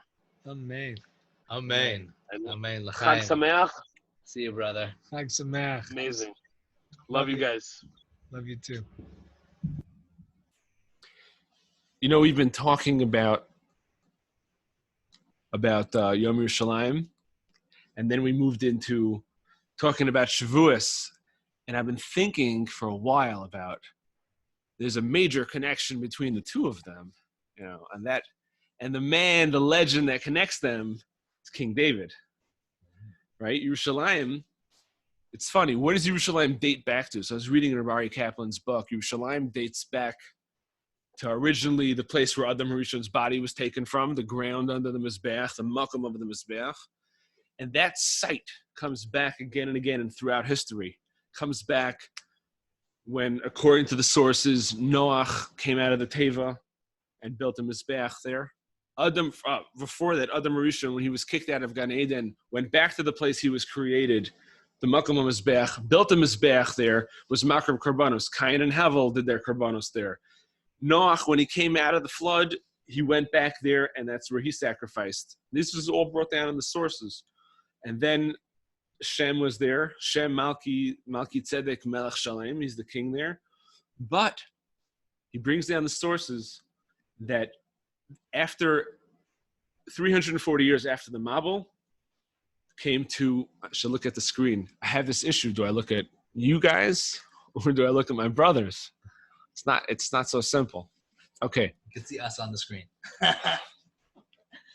So 340 years after the Mabul, when they had the Dor HaFlaga, that's when the Canaanim came, invaded Eretz Yisrael, took it over, and Shem was still there. Mm-hmm. But they came and they were Mavalbel where the Mizbeach was. They ruined it. So the tradition, even though Shem himself had been there, they lost where it was. Strange thing. But, I guess in hundreds of years things happen, and maybe Shem wasn't living there the whole time. I don't know. Regardless, Avram Avinu only found out where it was after 10 Nisyonos. You have to go through 10 Nisyonos, and on the 10th one, and Hashem showed him, here's the Malcolm. So he found it again. But then, of course, it got lost again when we went into Gullus, into Mitzrayim, and then we came back, and Yerushalayim was not the place for like 1,000 years even. There was no Beis HaMikdash, and Yerushalayim was only conquered by David HaMelech. Not conquered, but taken over. He bought the place. And David HaMelech had to refind it. So the bottom line is, when we were going to consecrate Yerushalayim as the place, and it's really a reconsecration, David HaMelech had to go and find it. It says, and it's the Gemaras that talk about it are really fascinating. David and Shmuel went through all the Sfarim, they went through all the sources, they went through all the traditions to find where is the place, until he finally determined that this is the place in Har Moriah, and the border of Yehuda goes through, Yehuda and Binyamin goes right through there, and the Mizbeach is in Binyamin, and from the Mizbeach and on, and the rest of the place is in Yehuda. Fascinating and if things. I might just interject for a second, that the stimulus to find the place was a plague. And they needed to find the place so that way they can build a mizbeach, be makriv karbonos to stop a plague. Bum, bum, bum. Anyway, the bottom line is that David HaMelech is the one who went and found it. And David HaMelech is also the personality more associated with Shavuos than any other, which is interesting because you would think Moshe Rabbeinu should be the personality most associated. That's because of his yahrzeit, right? Yeah. And because we read Rus. Right, but Moshe brought down the Torah, and this is Kabbalah Torah. Right. Well, but Moshe's not really connected to any single Yom Tov, right? Moshe Rabbeinu is just Moshe Rabbeinu, right? The Avos are connected to the different Yom Tovim, right? The three main Shalosh Regalim. And then David is very connected to it because he died on it, and the Baal Shem Tov. And obviously Rus. I think that the biggest connection is just that we lay in Rus on Shavuos, right? Yeah. But it's more, I mean, I think there's a lot, I'm sure you've heard tons of Torahs about why David is connected. And there's many deep ones. The Tehillim, right? Tehillim, which David HaMelech elevated. He asked Hashem that my Tehillim, that when a Yid says Tehillim, he should be as if he's learning Torah. There's 5 Sifrei Tehillim Keneged the Chamisha Chumshi Torah. But I don't remember much. There's a lot of Torahs about that, but that's not where I was going. I just wanted to connect the two things, that David HaMelech is the connection of those things. The one who founded Yerushalayim as we have it till today. Like the real founding of Yerushalayim is before that it was split. There was Yeru and Shalem. Melchizedek was the king of Shalem. He was the one who founded Yerushalayim, the united city. I think it's huge. I think also, like on a very practical way. First of all, we know that David is Midas HaMalchus, right? And so Yom Yerushalayim is Chesed Sheba Malchus, which is like Yerushalayim is definitely, it's fire, but it's open. And then you have the next day, which is Gevura Sheba Malchus, is known as Yom Chevron, a little bit less well known, and some wild stories about how they even got Chevron back. But we see, but like this idea that it's all happening in the week of Malchus. And nobody went to the old city, to the Kotel right away, right? Because the war is just still going on. It's kind of ending. Shavuos night, all the Jews of Yerushalayim streamed to the Kotel for the first time for most people on Shavuos night. Really? It was a crazy time. Yeah, everybody that went, I mean, tons of people that have written about that night, talk about the streams of people flowing to the Kotel that Shavuos.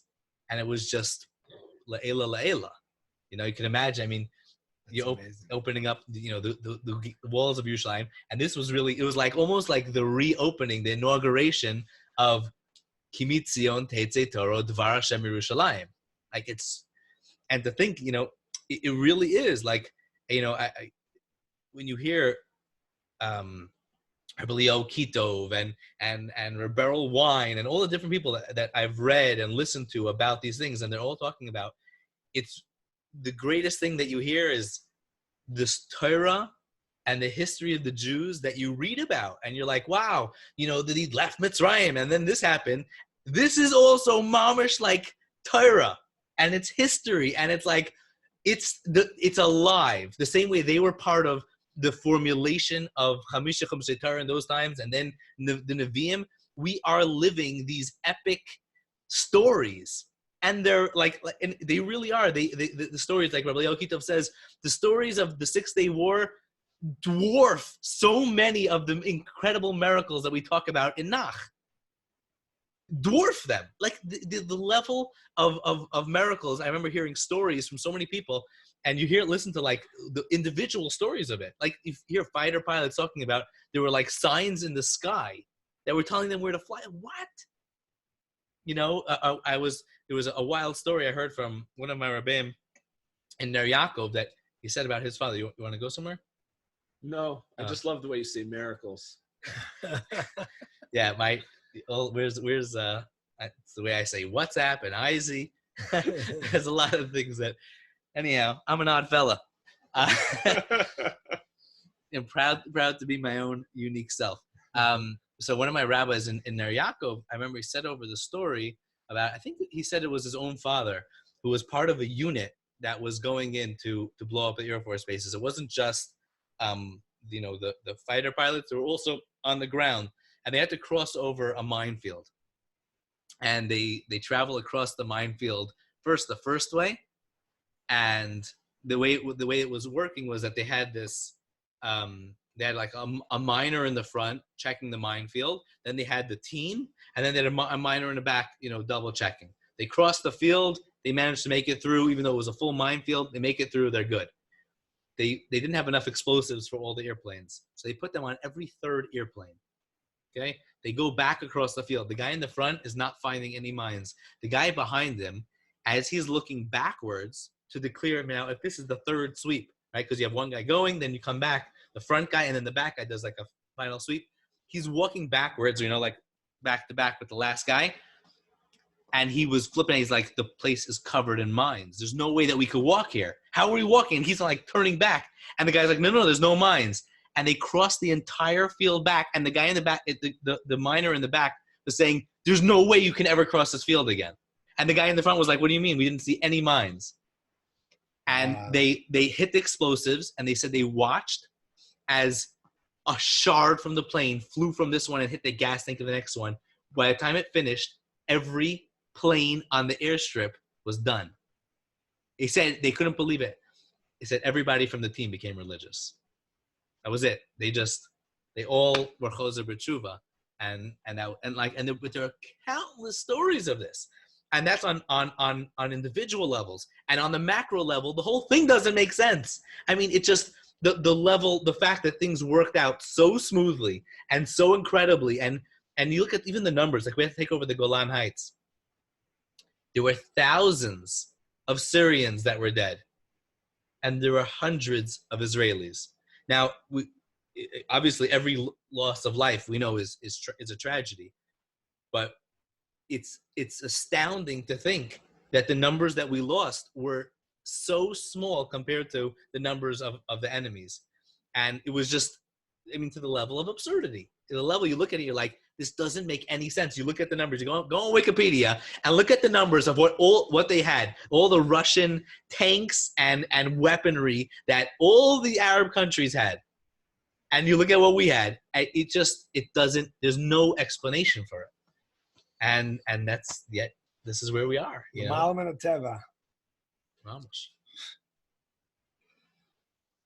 Unreal. Supernatural. Baruch Hashem. But and then you just imagine that Shavuos coming to Yerushalayim, all the parks, they had dug mass graves for people, and all the people are coming out, and they're all walking to Yerushalayim, and they're like, Har Bayis B'Yadenu, Kotel B'Yadenu, like what? Like how? But it's such a Jewish story that it flips from Holocaust to back home. Like these things are just too epic for real life. Like how could this be? That's what it is. Like this is the story, and you can imagine the Jews coming out of Mitzrayim. They were also telling over the story. I mean, like this is too epic, man. This is too crazy for this to really just be a story, for it to be real life. Like it doesn't make sense. It's an epoch. Epoch? Yeah. What does that mean? EPOCH, like a grand moment in history. Epoch. Okay, maybe I'm wrong. I'll have to check that one up. Anyhow, Gewalt. Anyhow, King Dave, man. King Dave is King Dave is playing the music, and we're the harp. We're mamash. We are David Malka Mashiach. We are the answer to the prayers of millions and millions of Jews. We right? are the footsteps. Tikasev Zos Ladar Achron. That's right. Write it down. Va'am Nivra Tahaliyah. Right? Is that the pasuk? The nation will be created. The nation that will be created will praise God. Yeah. To jump back a little bit to what we were talking about way earlier, I was totally like that idea. Like you were talking about, what's this next level, right? Remember you were saying from Rabbi Myers, like where are we going with it? What are we taking from it? How are we segueing into the next stage? Like it's not just the same thing of more Torah, more this, more that. It must be something unique, something special going on over here.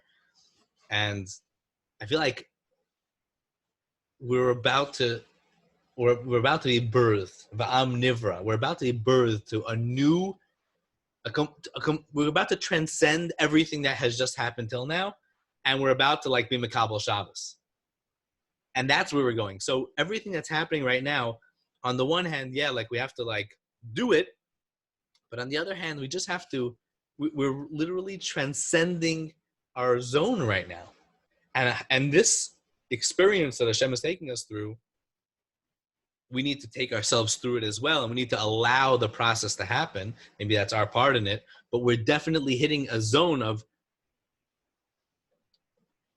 changing. Meaning, it's not just a punishment or just a cleansing or just a lesson.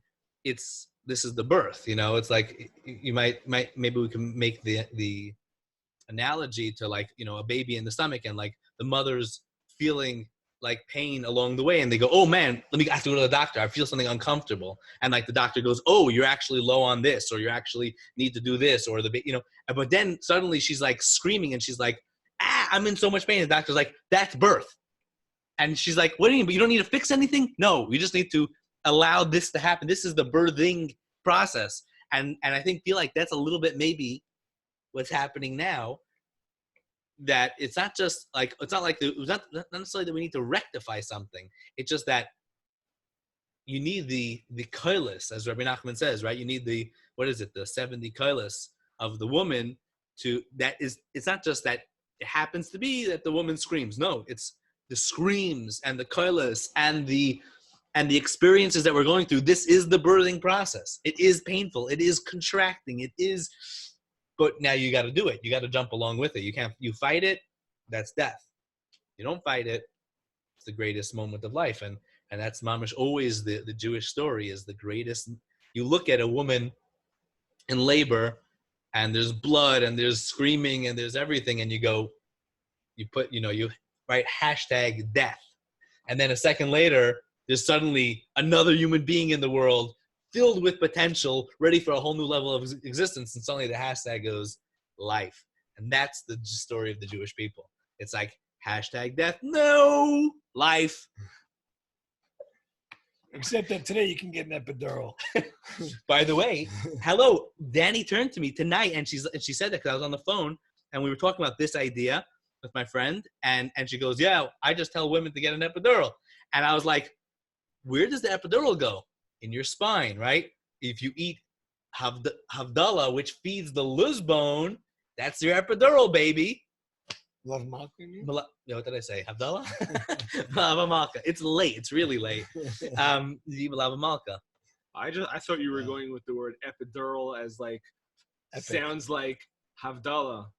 Epidural. Havdalah. It's the same letters except for the Raice. Anyway, Raice. Maybe the guy in the word could make all those different sounds work out. Yeah, like what's his name again? Isaac Professor. Yeah. The word. I follow him on Facebook. I always see his book. Yeah, no, this guy's putting out amazing word tires all the time. Really? I love word Connecting tires. different words together and showing. Abba's ingrained that in all of us. Yeah. The word. Abba's king. It's like it's Hasidus, dude. What do you mean? Well, the Hasidic Torah is always taking words and flipping them around. But like when it comes to that, it's like, so it's a Hasidic Torah. And like this guy's like, no, it's the word. Right. It's the professor of etymology. Epic wordplay. The word.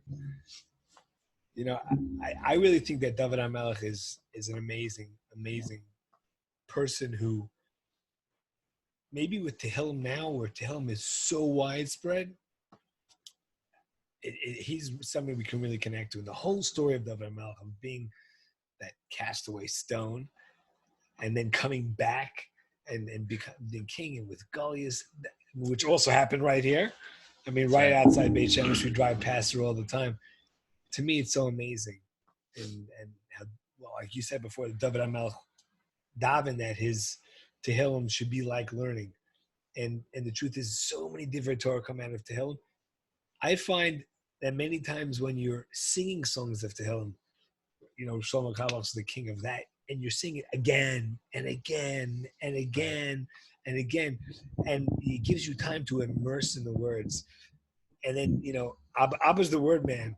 Abba was always teaching us different things of words, and I think it's just in us.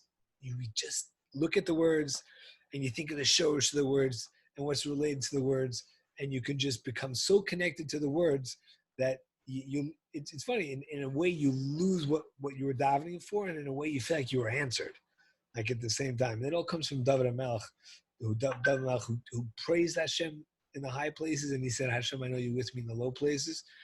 And those highs and lows, which are part of life, is like, it was sort of carrying everybody. How many Tehillim chats are you on at the same time?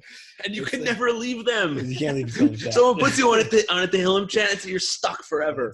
That's it. It's not the only one. There's like all the Torah chats. It's like, how can you? It's like walking out of the basement just to know a Seder. You can never do that. You got to go to the bathroom. You know. I just make enough trouble till they kick me off. Right. It's crazy. Speaking of vessels for Tehillim, it's, you know, that the word Tehillim really doesn't make sense. It really should be Tehillos. Right. In the pasuk, it's Tehillos, right? Right. Kalu. Tehillos Yisrael. Tehillos. Right. Yeah. That's No, it's Tehillas. Tehillas. Right. Kalu Tefillos David Tehillas Yishai. Yishai. No, but Tehillas.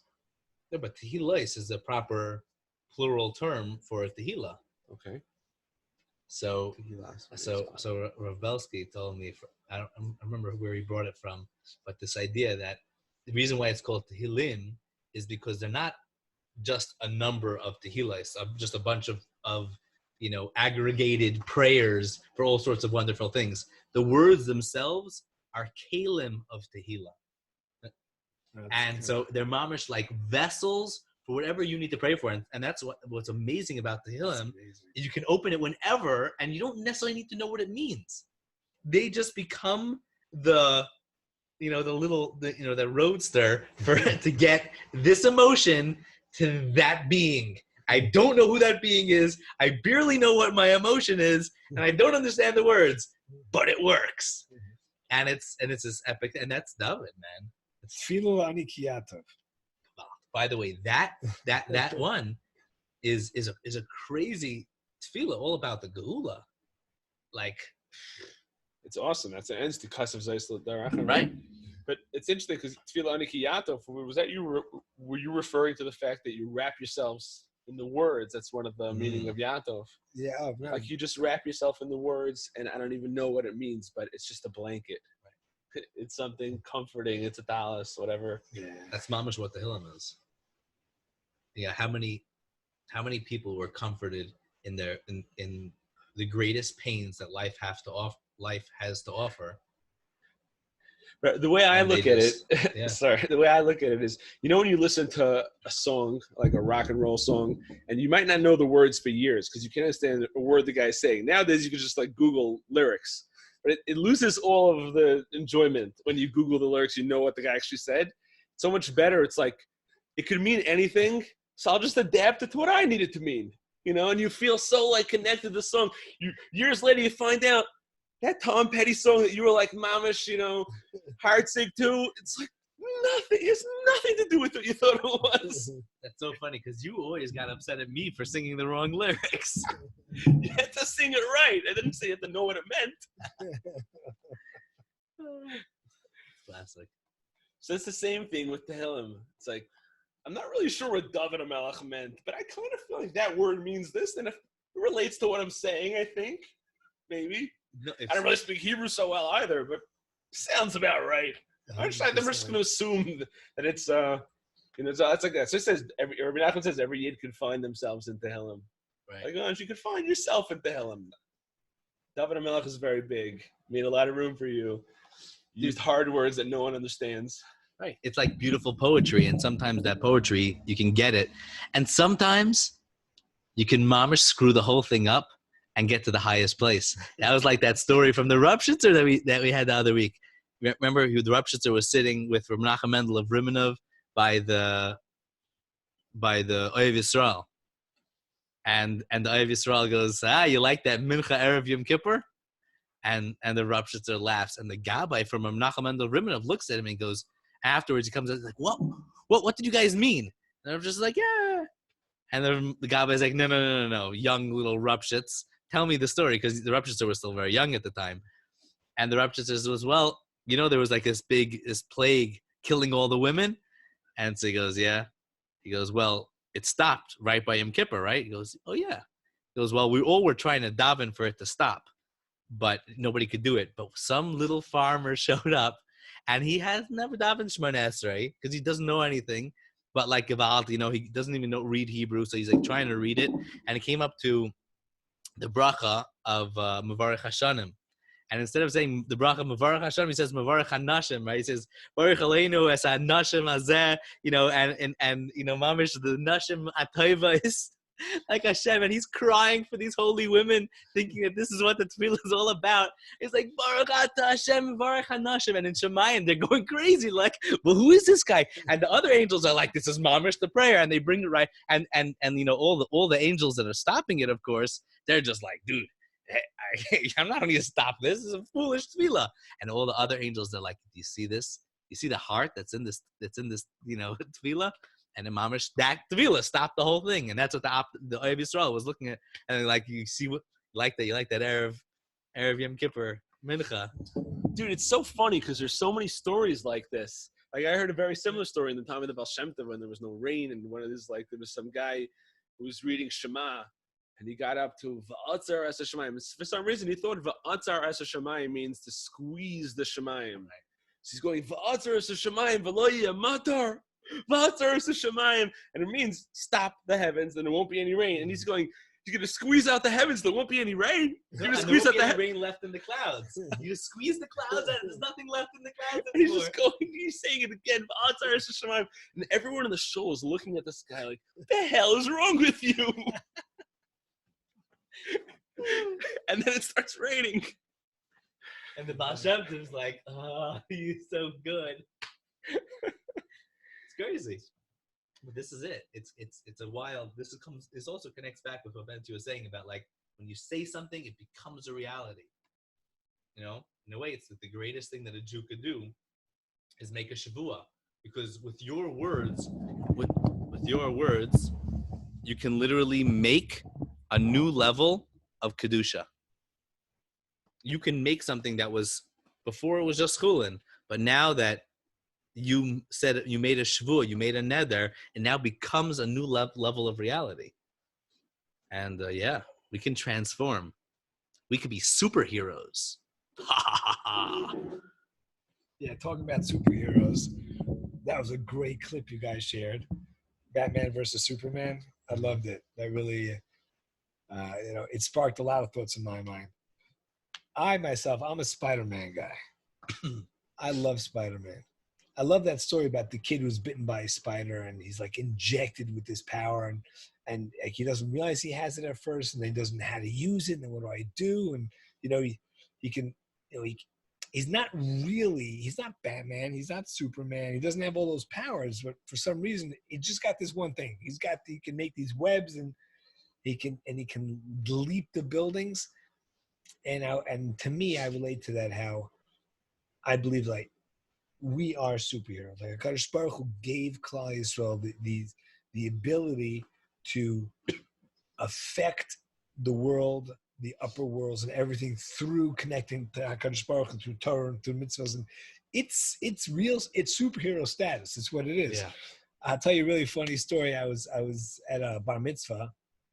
And it was a beautiful bar mitzvah, and the grandfather of the bar mitzvah gets up to speak, and he gives this beautiful drasha, and he turns to his grandson, and he says, and now you're a man, and every day you have to get up, you have to put on tefillin, you have zman kriya shema, zman tefillah, and he's like, you got to learn, and all the mitzvahs, now it's not practice, it's real, and he's like, and as he's speaking, the kid's face is like looking like I didn't sign up for this, I thought I'm going to get a party, and it's going to be great. And the grandfather says, mazel tov. He sits down and everybody says, yeah. I turned over to the kid. I leaned over. I said, I think what your grandfather means to say is you are now officially a superhero. Till now, you were just practicing the mitzvahs. But now, when you strap on those tefillin, you have no idea. But in the upper worlds, you are just changing things. It's amazing. And when you smile at another Jew, and when you lift somebody up and you do good for somebody, you give somebody all the simple things that are actually real mitzvahs and ways of connecting to Hashem, you're a superhero now that you're doing those things. And the kid looks at me and he goes, I think you should tell my grandfather. I don't think he knows this. And you know what? I think it's important that all kids know that, Yeah. We gotta know that. We got to know that we're bigger. We're bigger than that. We're bigger than that, and we're bigger than that. Geulah, when Geulah became bar mitzvah, I remember, you said to me beforehand, Bentzi, maybe you'll say a few words at the bar mitzvah. And I was like, we had just made Aliyah, I think, right? Was that? Yeah, it must have been pretty soon. Yeah. I was so foggy. Still foggy a little bit, but I was so foggy back then. And I remember just thinking about, Gedalia Mordechai, and, I have a son, Mordechai Yehuda, so the name Mordechai I love, and I love the Purim story and the whole Mordechai, great stuff. And I was thinking of Gedalia, what does this mean, Gedalia? What it means, Gadol. Gadol means, big. Like whatever you think, it's bigger than that. It's big. What's greater than us? What's Gadoler than us? The things that we really can't, we can't achieve, even with your mind, you can't achieve that. One of the things that I believe is Gadoler than us is like the Indian of tshuva. Like it's above, like it says Hashem created tshuva before he created the world. It preceded the world. It had to precede the world. Like it's bigger than this world, tshuva. It's bigger. And I think that Indian of Gadol, of being bigger, is like, you're a superhero. You're bigger. Don't hold yourself back. It's a responsibility. With great power comes great responsibility. Peter. but it's because we have that great power. And you know what? Take it slow. Learn about it. Understand it. But if we realize that we're superheroes, and then we realize that what we have is opportunities in addition to responsibilities, and what we can do and what we can achieve, and how Hashem has gifted us with to be part of creation, to be part of the whole thing, it changes, the entire perspective. So I believe we're superheroes. We have Batmans, we have Spider-Mans, we have Supermans, we have all kinds of superheroes, and now we got all kinds of crazy superheroes these days. Marvel went nuts, and they're trying to make some money. But the truth is, it's all Musar. Maybe it's because there just are a lot more superheroes around the world today. Like the original three. But what's those original stories? Those ancient metaphors. 3 is no longer enough because there's so many different types of superheroes, and some superheroes have really dark origins, and some superheroes have really, fun, and they're much more light. But that's really where we are. And you also were mentioning the other day to me when you were sharing one like similar idea about how like Spider-Man gets the bug, that he gets bitten. Yes. And like once you get bitten, suddenly you have these superheroes. And I was like resonating so deeply with that idea that you shared, because like sometimes you might be plodding along, like like that bar mitzvah kid. I don't know if this was that big moment for him, or or just one of the moments until he hits that moment. But we all had that moment that you suddenly are bitten by the bug, and then you're transformed, and so you're like, oh my gosh, like what's happening? And you might still fall, you might still mess up, but you're slowly learning how to use these new superhero, powers, and that's I think this is where we're at. Geulah right? goggles. Nice. They call them Google. Google. That's Gewalt. Geulah goggles are Googles. There you go. Gewalt. Yeah. Well, the superhero thing resonates with people because we're built like that. We're built, as we mature, to learn who we are and what is special about us. What can you bring to the world? How can you affect it? And it's not, right. When you're young, you don't know who you are. We don't know what kind of power we have. The older we get and the more we learn about how far, can a, not sure I'm trying to say. I'm trying to say is how far can a human being be pushed and still be able to accomplish? And in fact, sometimes being pushed further is what brings out in us the ability to really do great things. So the oil. So that's why we all love superhero comics, Right. It's the outside and inside. We want to find what's inside us. I don't really love superhero comics. Right. Too unreal. Like, it's like the fantasy stuff. You sounded like you like Spider-Man. I like Spider-Man because I just you take that muster and you go forward, Even Harry Potter, with the Ivra Kadabra, that everything has its thing that it can hit you with. Everything. Seichel b'chol davar. I've been watching the documentary that came out about Jordan and the Bulls. Fascinating. Yeah, it's an epic story. But it's not just an epic story, but you see koyach that people are able to express in different ways. There's so much to learn from Jordan, both in good way and bad way. Like, the drive to win at all costs. Look what a person could do with the drive to win at all costs. Thank God he channeled it into something good, but look at that drive. Look what a human being can accomplish with such drive. That clearly everyone sees that here's a guy who willed his way to become the person he was.